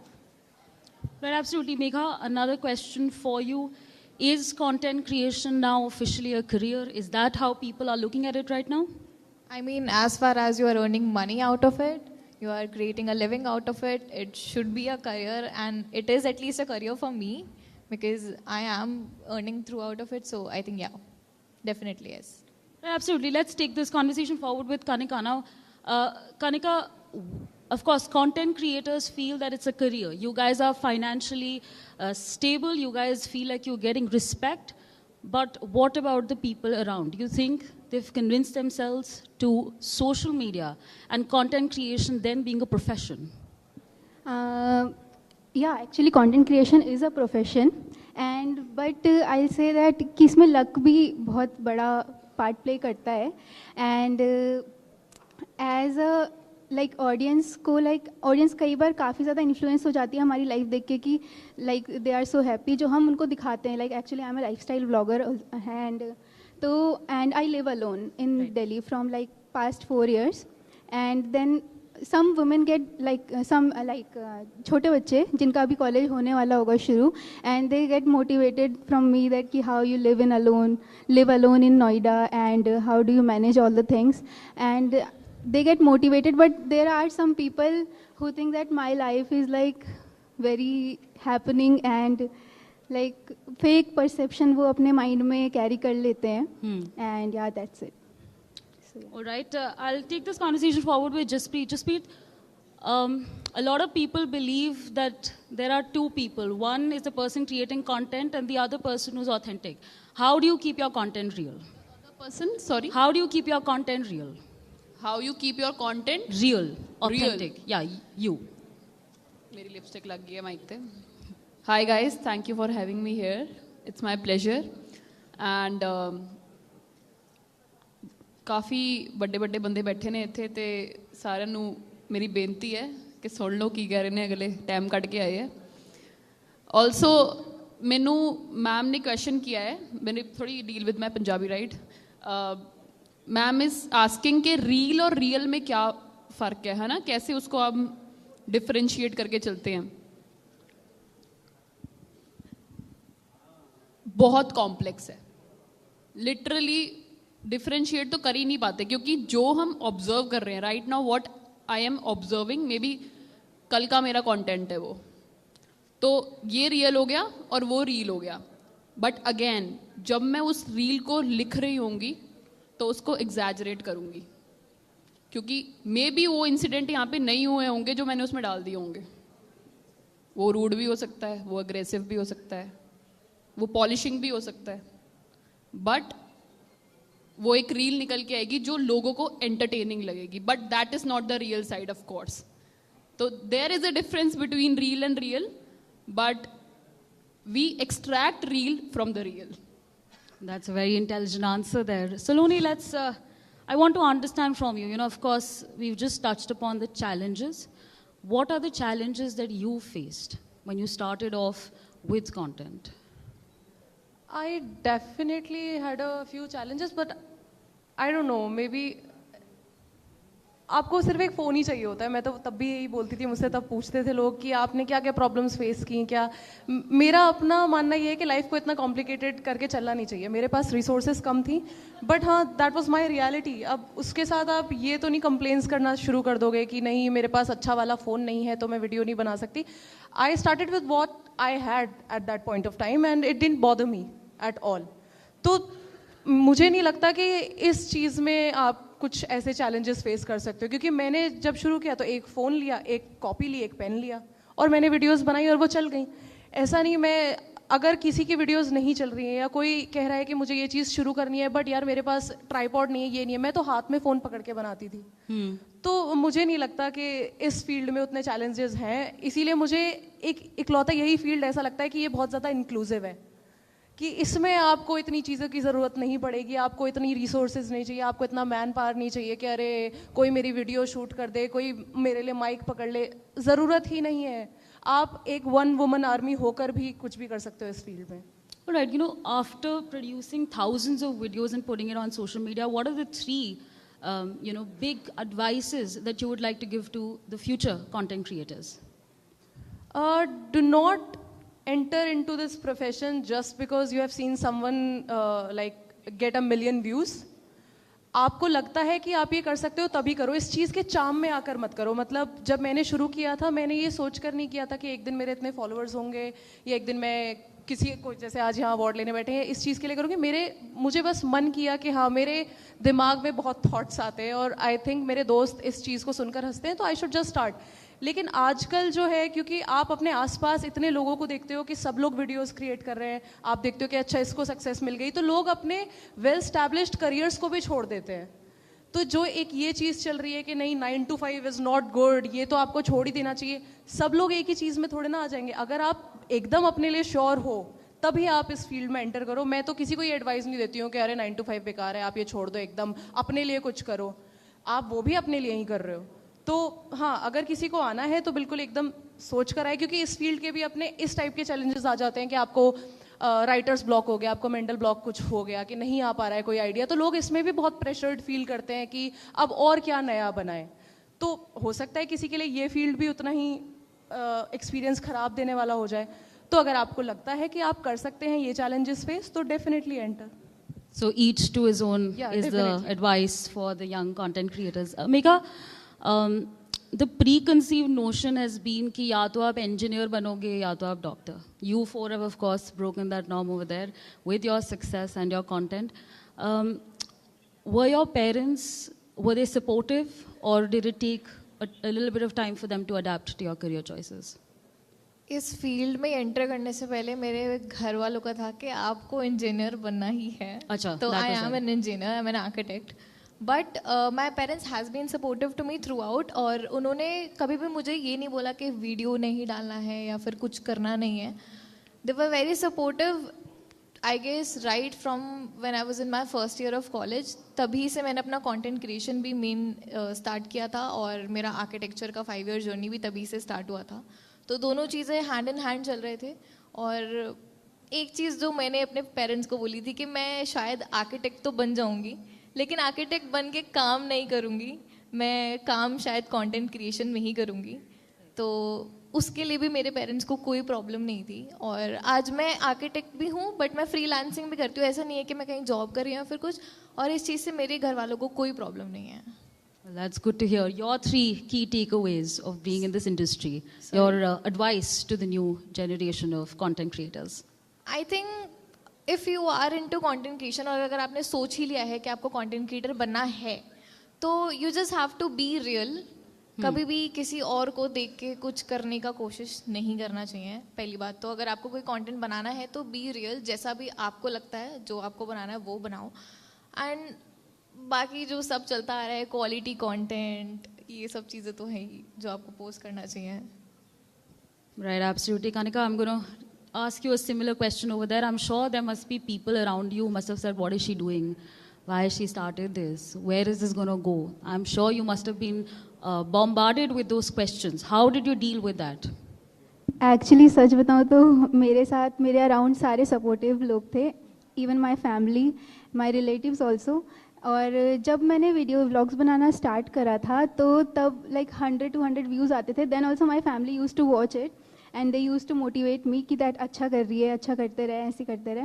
And then धीरे धीरे करके अभी तो वो सब बहुत खुश हैं। तो मैंने तो ऐसा कुछ चैलेंज फेस नहीं करा अपनी फैमिली से, रिलेटिव से या फ्रेंड से। सो Okay, but it's good to know that people are open to the idea of content creation being a full-time job. Jaspreet, I'm going to take this conversation forward with you. You know, if you could also give us a small anecdote on the most stressful moments in you know, being in this industry, whether that's internet bullies or producing content. There's this thing that, you know, when you become famous, people just want more and more content. Sometimes that creative flair does not come. So how do you deal with that stress? Sometimes ऐसा होता है कि हमने किसी और perspective से चीज़ें बोली होती हैं और रिप्रेजेंट की होती हैं, और वो किसी और मैसेज की तरफ डाइवर्ट हो जाता है। तो दैट टाइम क्रिटिसिज्म्स, क्रिटिक्स और ये जो आप नेगेटिव हेटर्स के comments, that comes into picture, है ना। तो that is all your call कि आप उसको किस तरीके से लेते हो। Sometimes people take video down, या फिर कमेंट्स ऑफ कर देते हैं, या फिर कुछ भी उसका एक रिप्लाई स्टोरी में डाल देते हैं। बट मेरे केस में I don't give a shit. मैं नहीं देखती कि कौन है, क्या बोल रहा है, मेरे को काम देने से मतलब है। अगर मैंने आज का अपना रिस्पॉन्सिबली काम किया है, वीडियो डाला है, लोग एंटरटेन हुए हैं, I am happy. Next day the cycle rebegins. तो इस तरीके से मेरा चलता है। And what is stressful is actually giving the quality content. जब ब्रांड कोलैब्स या कैंपेन वगैरह आए होते हैं, उनमें क्या होता है कि हमें कल से बेटर करना होता है। Brand will come when you will give engagement on those videos. तो दैट इज स्ट्रेसफुल। वो उसमें कई बार चीज़ें चली जाती हैं कि हाँ ये डालें, वो करें, तो उसमें एक कॉम्पिटिशन आ जाता है खुद के साथ। You know, it's interesting you've spoken about collaborations. What is the thought process behind choosing a brand, being involved with them? See, if your content is quality, audience is cream, then definitely आपके brands भी top notch होने चाहिए उस हिसाब से. So depends कि आप किस तरीके का quality content deliver कर रहे हो. And again, brands भी वैसे ही आगे से pop up होते हैं, तो it goes parallel with your content. All right, okay, Saloni, taking that conversation forward with you, what has been the most stressful moment in this industry and how have you in fact dealt with the bullies on social media who are usually anonymous? It would be wrong if I say कि मैं कभी इस चीज़ से bother नहीं हुई. Starting में तो मुझे काफ़ी ज़्यादा ट्रोल किया जाता था when I used to do political satire and all. तो तब तो मतलब लेफ्ट राइट एंड सेंटर हर तरफ से आपको गालियाँ पड़ रही होती थी कि आपको इस पार्टी ने पैसे दिए, आपको इसने पैसा दिया है, ये हुआ है, और आप सिर्फ घर बैठ के रिग्रेट कर रहे हो कि यार गालियाँ भी खा रहे हैं और पैसे तो किसी ने नहीं दिए, तो इससे तो मिल ही जाने चाहिए थे. तो स्टार्टिंग में कुछ टाइम मुझे ऐसा लगा कि क्या, जैसे अभी इन्होंने बोला कि मैं कमेंट्स ऑफ कर लूँ या वीडियो हटा दूँ, बट फिर आप एक पॉइंट पर थोड़े सेल्फिश होकर ये सोच लेते हो कि वो गाली भी दे रहे हैं तो आपके वीडियो पर तो एंगेजमेंट आ रही है ना, और 4 लोग देख रहे हैं, उन 4 में से शायद 3 को समझ आ जाएगा कि ये किस पर्सपेक्टिव से बोल रही है. तो स्टार्टिंग में होता था मुझे बॉदर थोड़ा, लेकिन अब वही हम थोड़ा चिकना घड़ा टाइप हो चुके कि आप बोलो क्या बोलना है, हमें जो बोलना है हम वो बोलेंगे. Let the haters hate. हाँ, अब बॉदर नहीं करता. अब आई थिंक प्रेज करने वाले लोग ज़्यादा होते हैं कमेंट्स में, तो वो कमेंट्स दिखते ही नहीं है जहाँ आपको गालियाँ पड़ रही हैं. Amiga, your comments on that front? Do you just ignore the bullies or how do you deal with it? I think there are 2 ways to, tackle the situation. First is ignore as much as you can. Another would be go to your settings, and there is a feature called, hide comments which hold specific words. तो मैंने तो खूब सारे words का list बना रखा है और लोग वो words comment कर ही नहीं सकते हैं. तो आधी चीज़ें तो वहीं से filter out हो जाती हैं और उसके बाद मैं नहीं देखती हूँ इतना comments वगैरह जो लोग कर रहे होते हैं. Again, engagement आ रही है तो चल रहा है. Kanika, quick question for you. Top 3 content creators. Who do you watch the most? I watch a lot of them, but ऐसे दिमाग में आई अभी. Okay, we'll ask the rest. Megha, what about you? I think Kusha Kapila, Purav Jha, and third one, I think that should be the first one. That is me. मैं अपना content बहुत rewatch करती हूँ, बहुत ज़्यादा. Self-obsession is fine. I support that. Saloni, what about you? Top 3. Definitely पूरब. अभी तो उसका गेम अलग ही लीग पर जा चुका है. वो जितनी मेहनत करके अपनी वीडियोस बना रहे हैं, हम तो उसका 1/10 भी नहीं कर रहे हैं मुझे लगता है. तो डेफिनेटली हिम. और मुझे पर्सनली, मैं बनाती कॉमेडी वीडियोस हूँ, बट मैं कॉमेडी वीडियोस देखना उतना पसंद नहीं करती. मुझे कुकिंग से बहुत ज़्यादा प्यार है, तो मैं रूटेड इन स्पाइस करके एक है, उनकी वीडियोस देखती हूँ, और एक कार्मन इन द गार्डन. मतलब all the foodies take notes over here. Jaspreet, what about you? I think बहुत अनफेयर हो जाएगा अगर मैं कुछ टॉप 3 में नाम ले लूँगी. There are lot of creators जो 6, 7, 8, 10 साल से काम कर रहे हैं और वो किसी हाइट पे पहुँचे हैं और मैं उनको नाम दे दूँ ये 1, 2, 3 फॉर मी. नो, सबकी अपनी जर्नी है, सबकी अपनी ऑडियंस है और सब अपनी जगह बहुत अच्छा कर रहे हैं. मतलब आई रियली लर्न बहुत कुछ बहुत सारे क्रिएटर्स से. तो कोई भी एक क्रिएटर पिक करना मेरे लिए बहुत औखा है. एंड यस, सीखना है तो डेफिनेटली अपनी वीडियोस देखो कि कहाँ तुम लैग कर रहे हो. तो I watch a lot of videos of Jasprit Devara. Okay, I'm going to take quick Jasprit Devara. Okay. Videos देख दिया मैं ज़्यादा. I'm going to take quick responses from all of you. What is that one message that you want to put out to the future content creators? Starting with you, Kanika. So, अगर आपको interest है इस field में तो आप लोग start करो. Even if you are doing job और कॉलेज और स्टडिंग, है ना, टाइम नहीं है फिर भी टाइम निकालो, धीरे धीरे करके स्टार्ट करो, क्योंकि बाद में ऐसा लगता है कि काश हम उस टाइम पे स्टार्ट कर लिया होता हमने, तो आज हम यहाँ पे पहुँचे होते. तो इसलिए इफ़ यू हैव, मतलब टाइम निकालो उस चीज़ के लिए अगर आपको इंटरेस्ट है उस चीज़ में. एंड या that's it. Megha? I think किसी से कभी भी डरने की ज़रूरत नहीं है. अगर आप कहीं जॉब पे जा रहे हो और अगर आप वहाँ पे भी डर रहे हो और उसके बाद अगर आप सोशल मीडिया पे कंटेंट बना रहे हो, यहाँ भी ट्रॉल्स और बुली से डर रहे हो और सोचते हो कि नहीं मैं तो कंटेंट नहीं बनाऊंगी, मेरे को तो ऐसा ऐसा इसने बोला, तो आप ही शायद फिर फूल लगोगे इसमें. तो किसी से भी कभी भी डरने की ज़रूरत नहीं है, पांचों उंगलियां बराबर नहीं होती है, हेट लव दोनों चीज़ें हैंड इन हैंड मिलेगा ही आपको. Saloni, quick thoughts, not just to the junior lot, but anyone and everyone can create content. I think it would only be do not feel pressurized and just start with what you have. I'll leave the last word to you, Jasprit. I think 5 minute देने शुरू करो अपने आप ਨੂੰ. Manifest around the things you want in your life. कोई flow बनाओ, stock ready करो, बस अपने साथ रहना सीखो थोड़ी देर ना, तो definitely things will work out. All right, thank you so much. This is, of course, Megha Sukhija, Saloni Gaur, Jaspreet Kaur Diora, and Kanika Devrani, who shared their thoughts on content creation. Thank you so much. Thank you so much. I request you all to just stay back on stage for a quick token of appreciation that we would like to give you today from our hygiene partner. And thank you once again, all of you, for coming. And congratulations on your awards as well. Could we have a loud round of applause for our content creators who joined us for the Living Life Through Filters panel. And now it's time, well, it's almost lunchtime, so it's time to talk about nutrition, fitness, preventive medicine, and diet habits. Yes, that's our next panel with three very special guests. Joining us now for our next special session is Atishi Khosla, nutritionist, author, and columnist. We have with us also Dr. Anjali Huda, live with us, MBBS, MD, internal medicine. She's, of course, a specialist in internal medicine and preventive medicine. And we have with us also very well-known celebrity chef and author Gunjan Goyla. Could we please have three of you on stage? Welcome. Thank you so much for being with us today. Atishi Khosla, Dr. Anjali Huda, and Gunjan Goyla.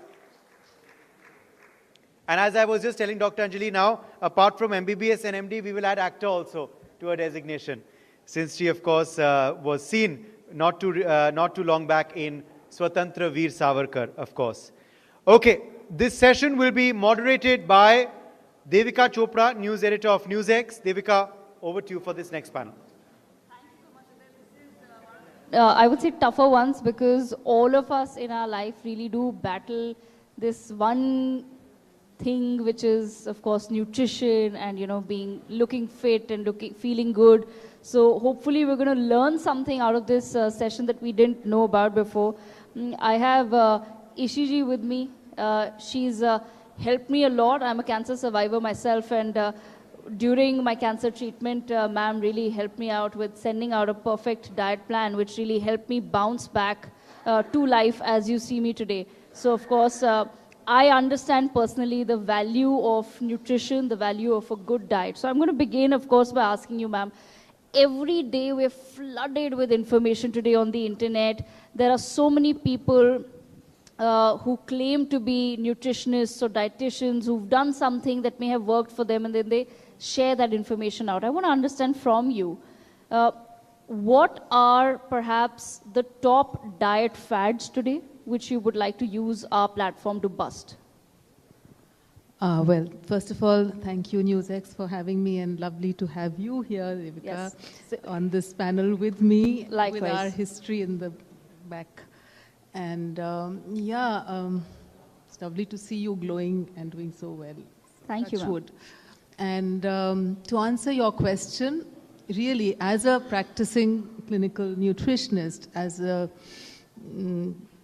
just an observer, I feel that nutrition has sort of failed us. The more we are getting aware, the more intelligent we are getting about food with the nutrition perspective, we have created too much of a mess. And the reason being that we have looked at food only with a telescopic angle. We're just breaking down food into nutrients, proteins, carbohydrates, fats, calories, so on and so forth. And it's getting much more complex. And this information being shared with the public has made it even more lopsided, because it's difficult to teach a community science, which is to be understood by the professionals. So I think this is one of the very strong sentiments that I've been voicing of late, simply because I the fats, like you said. Today, protein has become a very big issue that everybody, even my colleagues, my medical professionals around me, are calling me and saying, I think we are not making enough protein. We're not eating enough. I think we need that powder. Should I take whey? Should I take soya? Should I take veg protein? What should I do? That's just an example of where things are headed and how things get so difficult to communicate to the public and to the professionals in healthcare. Give you examples of now cholesterol, fat-free diets. All of that we've done. We've done low calorie, we've done low fat, we've done carbohydrate counting, we've done Atkins and South Beach, and today I think the top ones are the ketos and the intermittent fasting. Those are the ones which are doing the rounds. And what does it really tell you? It tells you the need and the desperation for something which is not being achieved. Okay. We are not heading anywhere with diets. So we need to relook and rethink of food and food as food, because the number one reason to eat food is, besides our hunger, is pleasure. Right.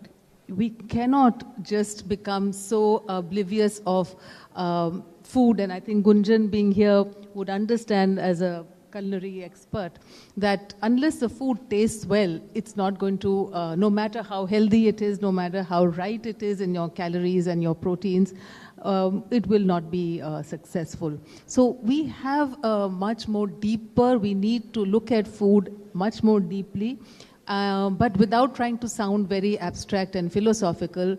We have to look at food in food groups. That is the easiest way to understand. Right. When we have cereals, we have pulses, we have our proteins in animal food, we have the vegetables and fruits, and we have the fats and the nuts and seeds and oils. And that's about all that is needed. And whether it's sugar or processed food, etc., everybody knows today that they are not the best for us. However, knowledge is not translating into action, because there are elements in processed foods, in sugars and some other foods, which make it absolutely impossible to regulate for us. They are addictive. Yes. So yes. We cannot, I know that this is not good for me, but I'm going to still have it because my brain is not. So the reason why this is happening is we have to look into the gut. That whole narrative about the gut has become very, very well understood today. And who is controlling us is our gut microbiome. So, Ishiji, on that note, I want to understand from you. For example, I'm a person who maybe craves a lot of sugar or craves a lot of salt. Is there a sign of some sort of a deficiency in my body, or is my body indicating something? 100%. 100%. When you are craving, that means there is some imbalance in your system, whether it's not having enough protein or not having enough fat or fiber, or not having a good balance of the good bacteria and the bad bacteria.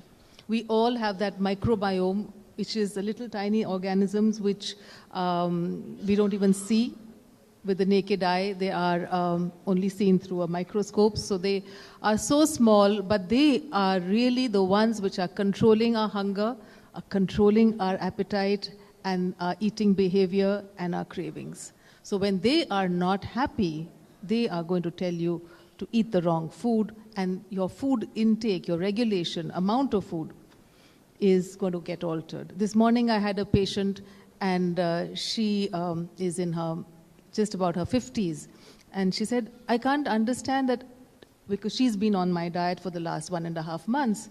And she said, I can't understand why I'm not able to eat beyond a point now. I thought I could eat 2-3 meals, but now I had a chila in the morning and I went for a dosa, but I couldn't look at it. I only came back with coffee. So the regulation is kicking in.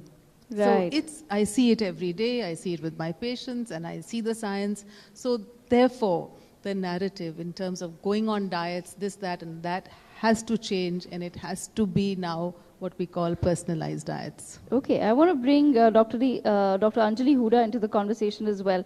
Dr. Huda, as far as prevention is concerned, I want to first begin by understanding, are there any telltale signs or symptoms of disease within our bodies that one can look out for?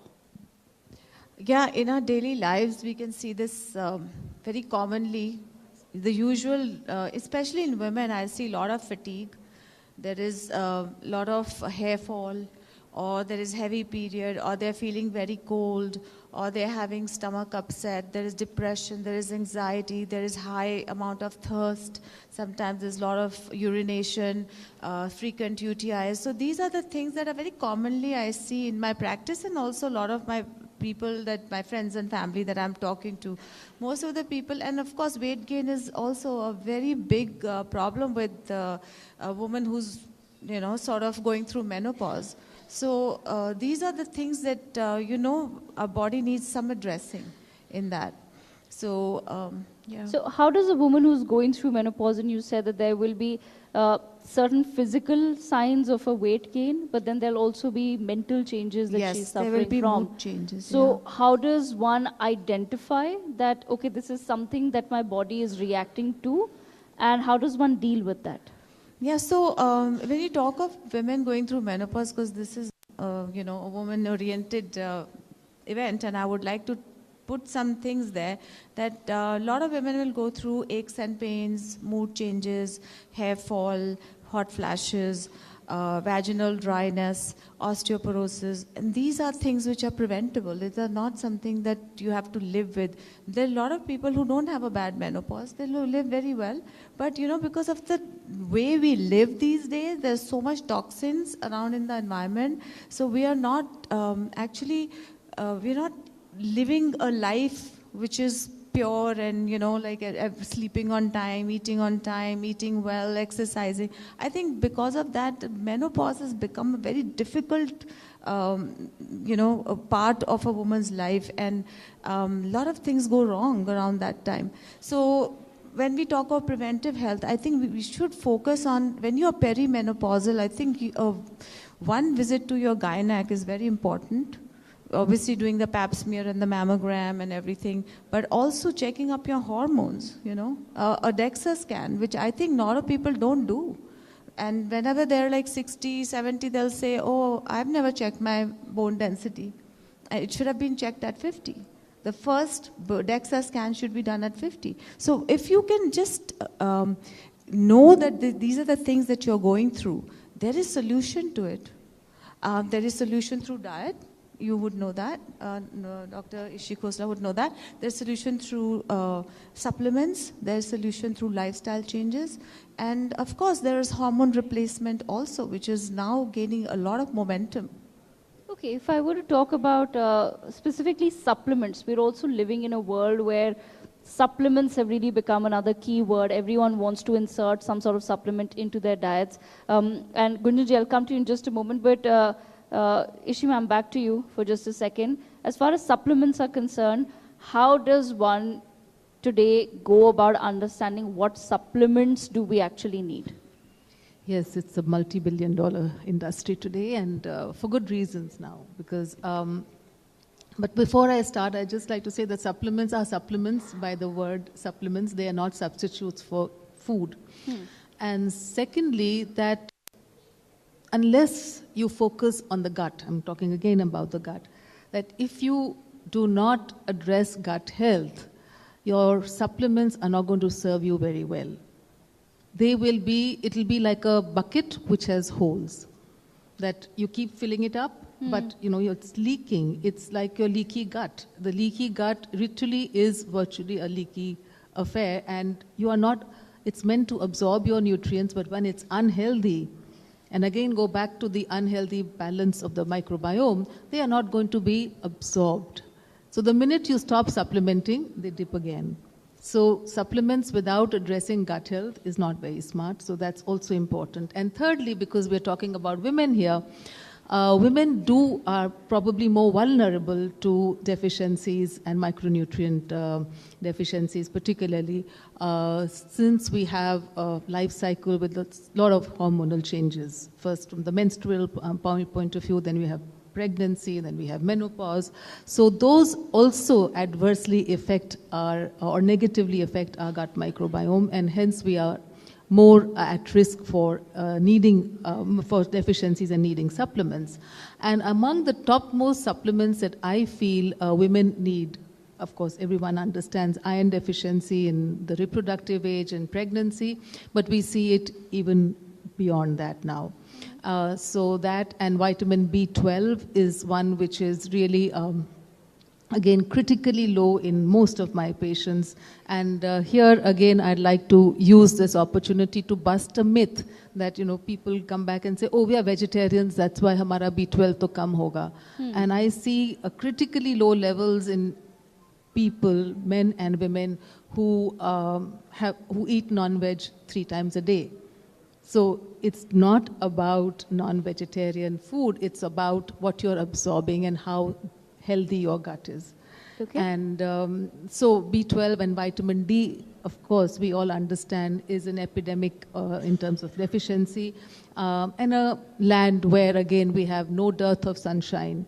And exposed people, professionals to sunshine, our soldiers, our golfers, our sports people are also critically low, because this vitamin is not just a vitamin, it's also a sort of a pro-hormone, and it helps in inflammation control. So the more inflammation in our body, the lower your vitamin D levels. So that's a very critical deficiency which we need to address through supplements. Okay. And I see that in my patients who follow my diet, who are on an anti-inflammatory diet, their vitamin D levels don't dip, even if they don't take supplements. So we see the science both ways. And Okay. if you don't follow a good diet, your levels will keep dipping every time you stop supplementing. And of course, calcium is one which all women are prescribed if they go to a professional. But I have to add here that simply adding calcium without magnesium is a fatal mistake. Okay. And magnesium deficiency, unfortunately, has not been addressed, and it's not recognized in mainstream healthcare. And also for the fact that even if you test for magnesium, it's not the right way of assessing magnesium levels. Yes.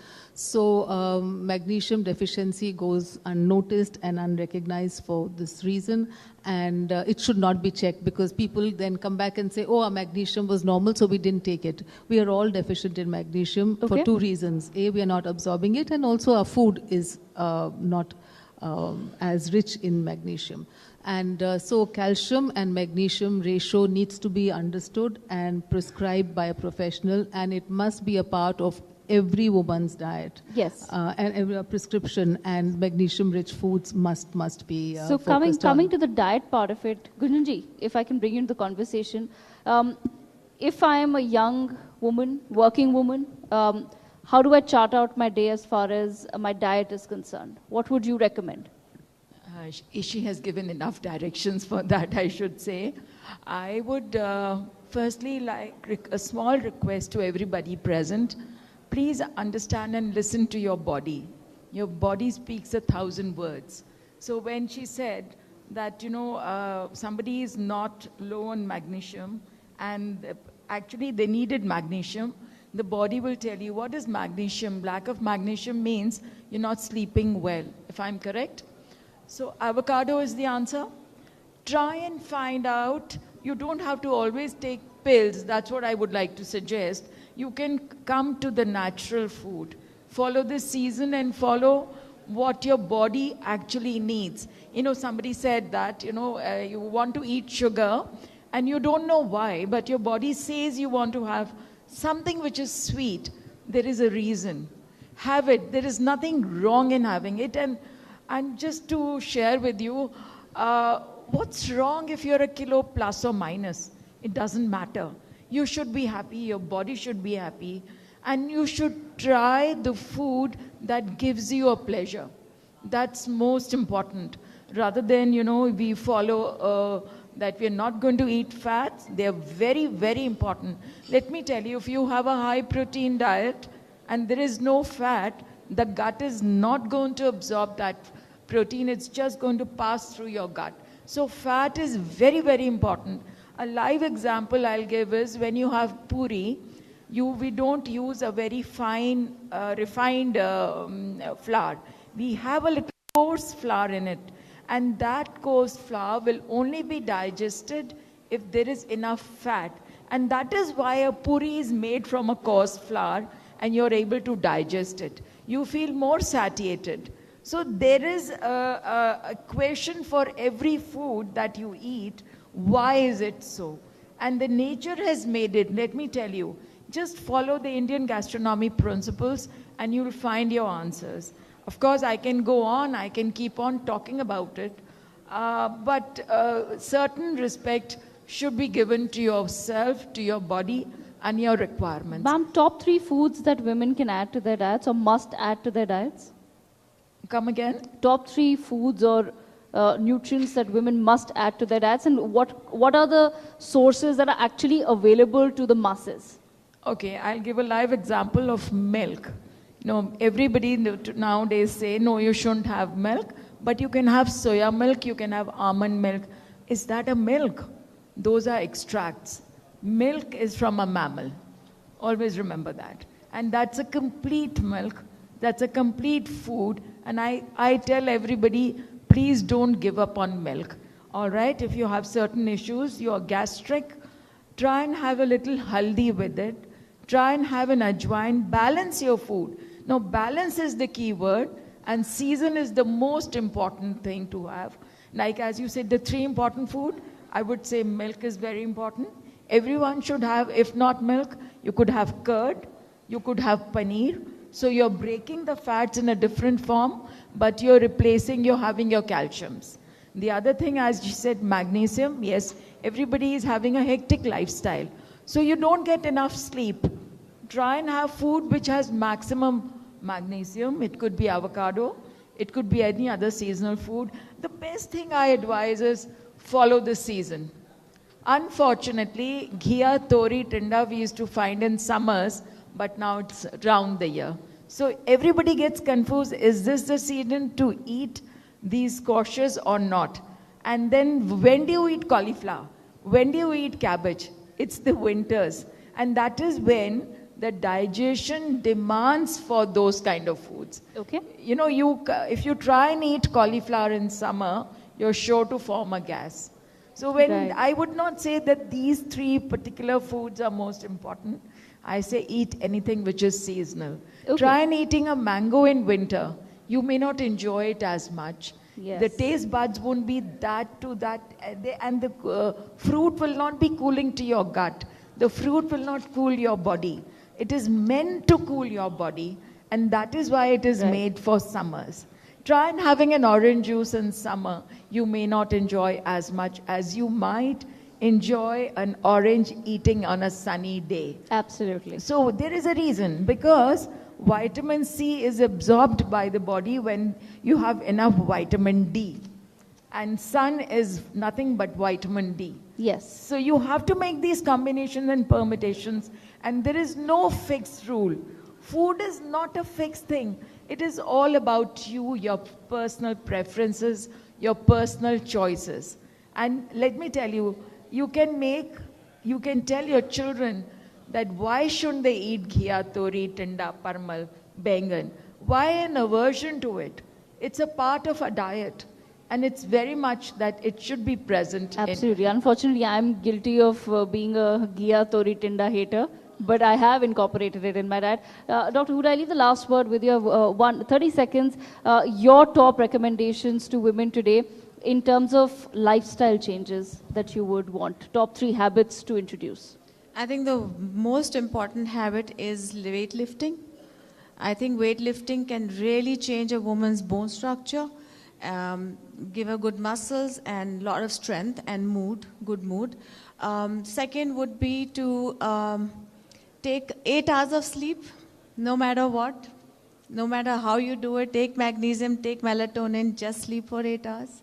And third would be drink lots of water, because water can neutralize a lot of our toxins. And as far as weightlifting is concerned, because that's interesting, any myth you want to bust as far as with age you should not be lifting weights? No, we should lift more when we are aging. Because that is when the bones are weak and the muscles are getting into hypotonic stage. You know, you're becoming like untoned. So that is the time. I think weightlifting should ideally start early, but if you haven't started, you can start at 50, you can start at 60, you can start at any age. Weightlifting is a must. Well, on that note, that's all the time that I've had with this, with Ishi Khosta, Dr. Anjali Huda, and Gunjan Goyla. Thank you so much to all of our panelists for joining us at this edition of We Women Want Shakti Awards 2024. And request you to stay on with us because we have a small token of appreciation over there. So, of course, we've been told that hydration is key. You can't skip your toris and all the vegetables. And, of course, we've gotten a lot of insights over there. Thank you so much. All right, we're going to now shift our focus to women in industry. And we're, in fact, going to be joined by Ms. Vandana Singh, aviation industry icon. She's here with us. Ma'am, I'm going to request you to please come on the stage. A huge round of applause as she makes her way. She's, of course, an aviation icon, and we're really looking forward to hearing your insights. Moderating this session is Mr. Uday Pratap Singh, editor, NewsX.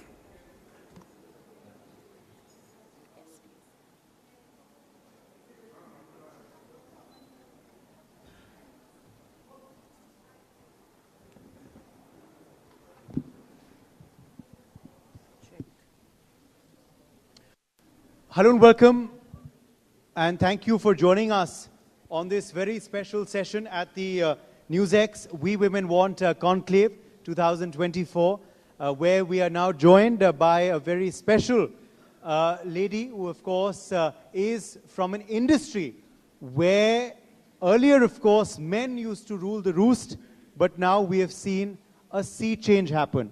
Let me quickly, firstly, ask our audience to just settle down as we move for this next session. Vandana Singh, how has it been for you, a journey as a woman in the aviation sector, and what have been your biggest learnings along the way? First of all, thank you for having me here, and Jai Hind to the entire audience over here.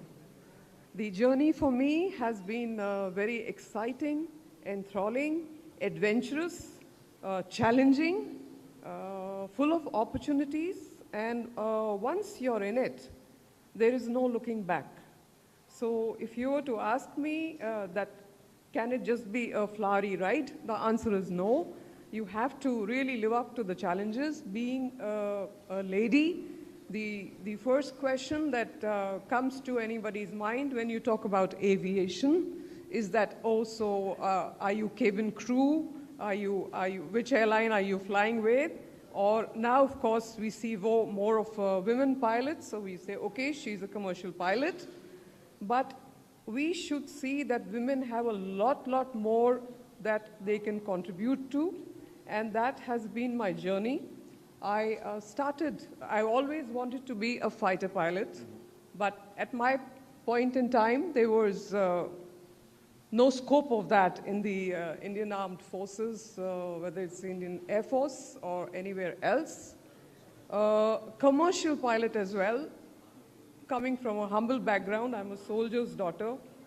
Coming from a humble background, you needed a certain, X amount of money to invest. That was not possible. So, well, I did start my journey as a cabin crew, but then what fascinated me was the non-spoken passenger, or what we call, ladies and gentlemen, cargo, what we call freight, what we call air freight.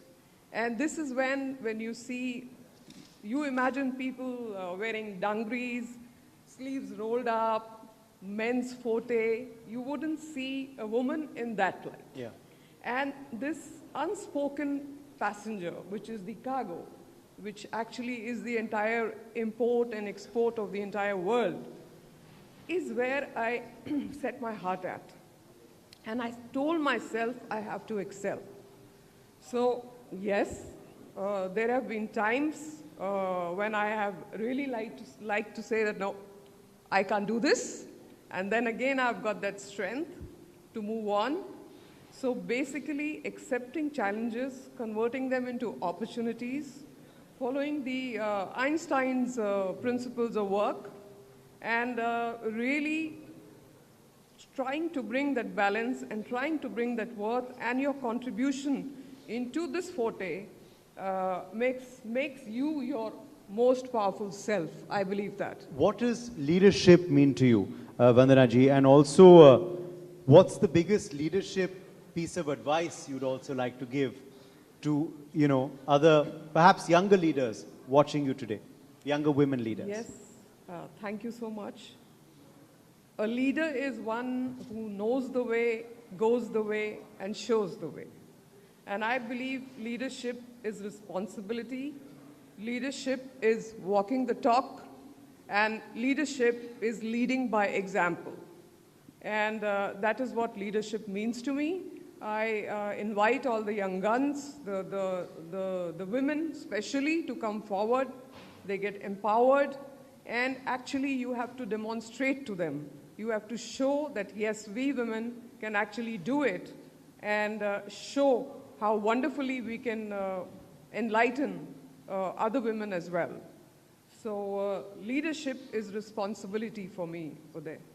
Absolutely. Also in aviation, as I told you at the start of today's interview, we see that there weren't too many women first. Of course, they were in cabin crew, as you said, but there weren't too many women pilots, there weren't too many women in leadership positions, and there were no women in the Indian Air Force. That's something we've seen change, haven't we? What has led to that change, and is there still a lot of scope for the future? This is a very interesting question, and here I would like to say yes, there has been a sea change in the last 15 odd years. And now you don't just see women in jobs that they normally do, but you see them as a scientist, you see them not just as a doctor or an engineer, you see them in every field that you can imagine them to be. So when it comes to aviation, especially for India, I think we have a huge scope. Still, when it comes to aviation cargo, it's even a bigger scope. What we see is the highest number of pilots that we are churning out in the aviation industry, but I think much more can be done, and that will happen when more and more players come into the Indian market. Currently, I think we are poised to be the third largest aviation economy. Also the third largest economy, surpassing Japan and Germany very soon. And there is huge investment with over about 229 airports that we talk of. Currently 150 operational, but you can imagine the scope as more and more women come into this game. It's actually a game changer. And you will see that balance between the male and female as such, as equal. Right now, it is still not equal. There is a huge scope, I would say. Okay. Also, let's now talk about your learnings. And who better to learn from than your father, who, of course, was in the armed forces himself. What were your biggest learnings from your father? And what did you, feel when you saw your father in uniform? What did that inspire you to become or be? That's a very interesting one again, and also a very emotional one, because now my daughter is also in the Indian Army. She's training right now as a judge, advocate general. They take only 2 all India. But coming from my father, I always learned never ever to give up in life. So it was wanting to be a fighter pilot, being told, no, that's not possible. Try medical or try engineering, joining the Assam Medical College, and then coming into the aviation industry and not looking back. So humility, courage, I would say spirit of adventure, and a never say die attitude is what I've learned, and this is what... And your daughter is now living the dream. My daughter is living the dream, and I'm a very proud Army officer's daughter. That's why I said Jai Hind in the beginning, because I believe that women can be everywhere. Not just, and now they are going to the borders, they are joining paras, Very soon they'll be opening in all the infantry battalions. Yes. And I believe that women should be everywhere. Fantastic. Absolutely. We hope they'll be, and that's exactly what today's program's concept is. Okay, we're doing this, these 3 quick things with all our panelists. So 3 things young girls should keep in mind if they want to, join the aviation industry. First thing is knowledge. Knowledge is the never-ending stream. So the young women coming up today should actually be learning, taking part in supply chain and logistics courses. We don't see that happening in India. So learning, increasing your knowledge, then actually seeing where they can make their way. If it's aviation, it has to be a sphere not where it's just limited to being cabin crew. Like women nowadays are coming forward everywhere.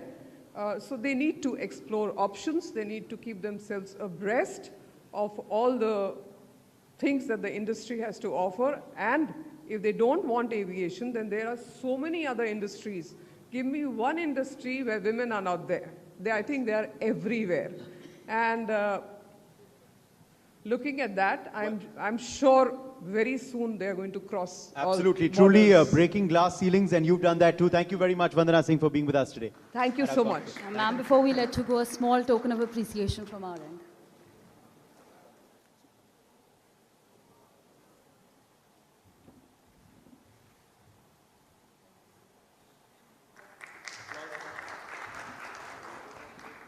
On that note, we slip into a quick short break. Don't go anywhere.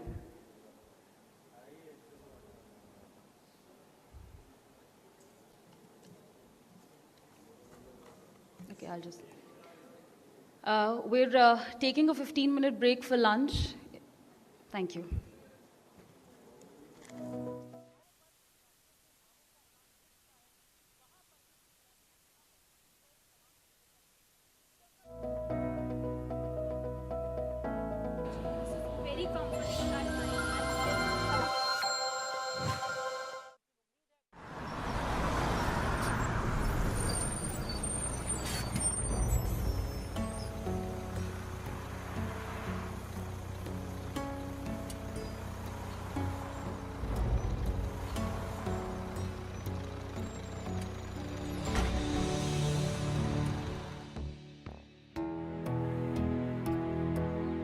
इथल्या तरुणांच्या हातात काय वेगळंच काम लागले सगळ्यांच्या हातात mobiles आहेत सगळ्यांच्या हाताला सरकारच्या कृपेने काम लागलंय हो ऑनलाईन नोंदणी करतायत ते 12वी पास 8,000 रुपये ITI डिप्लोमा झालेल्यांना 9,000 रुपये पदवी झालेल्यांना चक्क 10,000 रुपये स्टायपेंड मिळणार आणि प्रशिक्षण सुद्धा युवा कार्य प्रशिक्षण योजनेतून कौशल्य प्रशिक्षण मिळतंय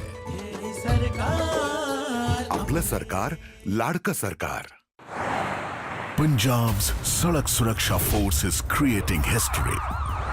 In only 6 months, there has been a 45% reduction in road accident fatalities. इस बार SSF करके किन्नियां मौतां घट गईयां जे 50% भी घटा लिया 3000 बंदे दी जान बच जूगी जी 3000 बंदे दी Chief Minister Bhagwant Singh Mann took one brave step and changed the picture of Punjab. The result, Punjab got a dedicated force committed to road safety.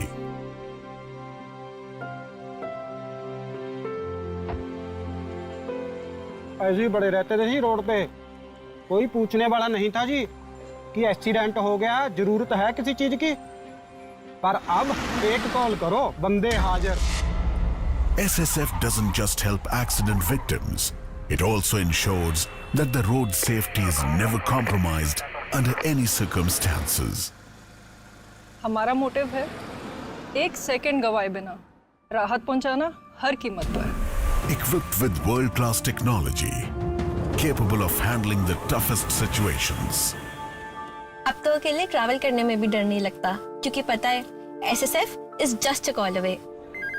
जय हिंद जी Punjab police control room 112.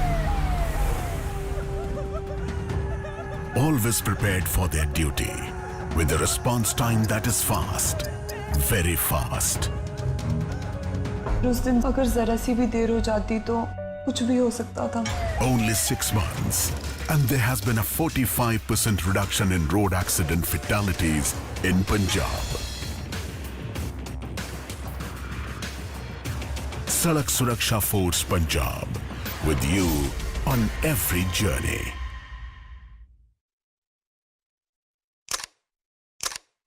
Excuse me. Yes. Maharashtra. Photo. Click.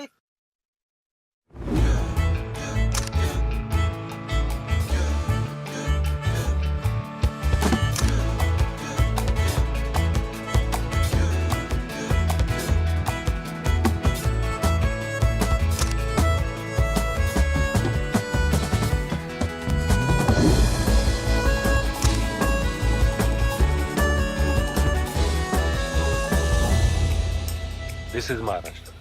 जागतिक दर्जाच्या सुविधांनी महाराष्ट्र राज्य एक number केलंय.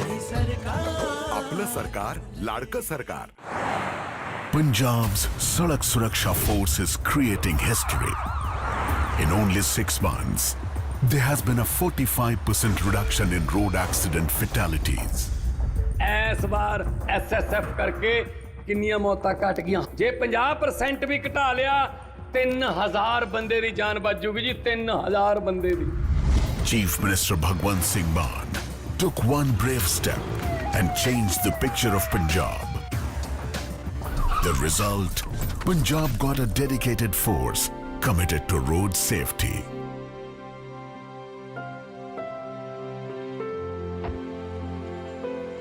ऐसे ही बड़े रहते थे जी रोड पे, कोई पूछने वाला नहीं था जी कि एक्सीडेंट हो गया, जरूरत है किसी चीज की, पर अब एक कॉल करो, बंदे हाजिर.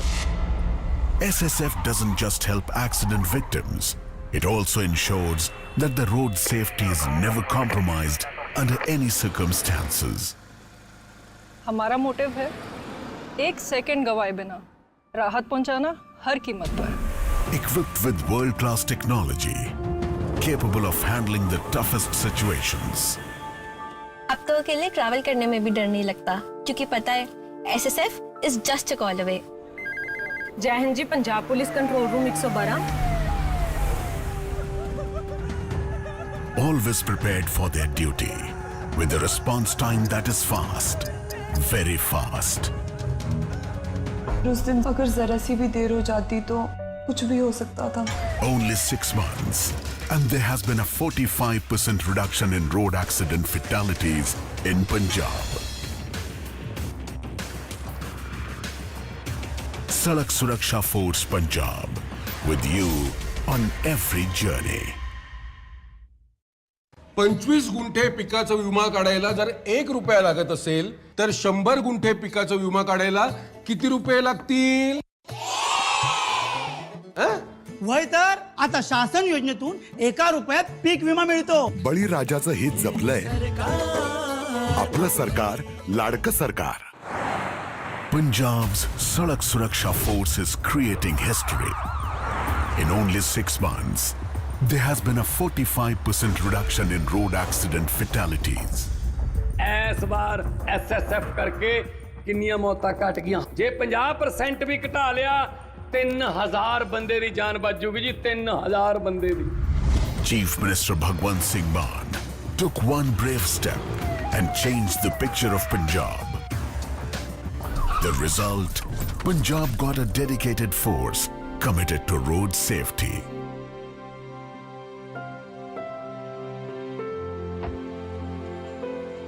ऐसे ही बड़े रहते थे जी रोड पे, कोई पूछने वाला नहीं था जी कि एक्सीडेंट हो गया, जरूरत है किसी चीज की, पर अब एक कॉल करो, बंदे हाजिर. SSF doesn't just help accident victims, it also ensures that the road safety is never compromised under any circumstances. हमारा मोटिव है एक सेकंड गवाए बिना राहत पहुंचाना हर कीमत पर. Equipped with world-class technology, capable of handling the toughest situations. अब तो अकेले ट्रैवल करने में भी डर नहीं लगता क्योंकि पता है SSF is just a call away. जय हिंद जी. Punjab police control room 112. Always prepared for their duty, with a response time that is fast, very fast. उस दिन अगर जरा सी भी देर हो जाती तो कुछ भी हो सकता था. Only 6 months, and there has been a 45% reduction in road accident fatalities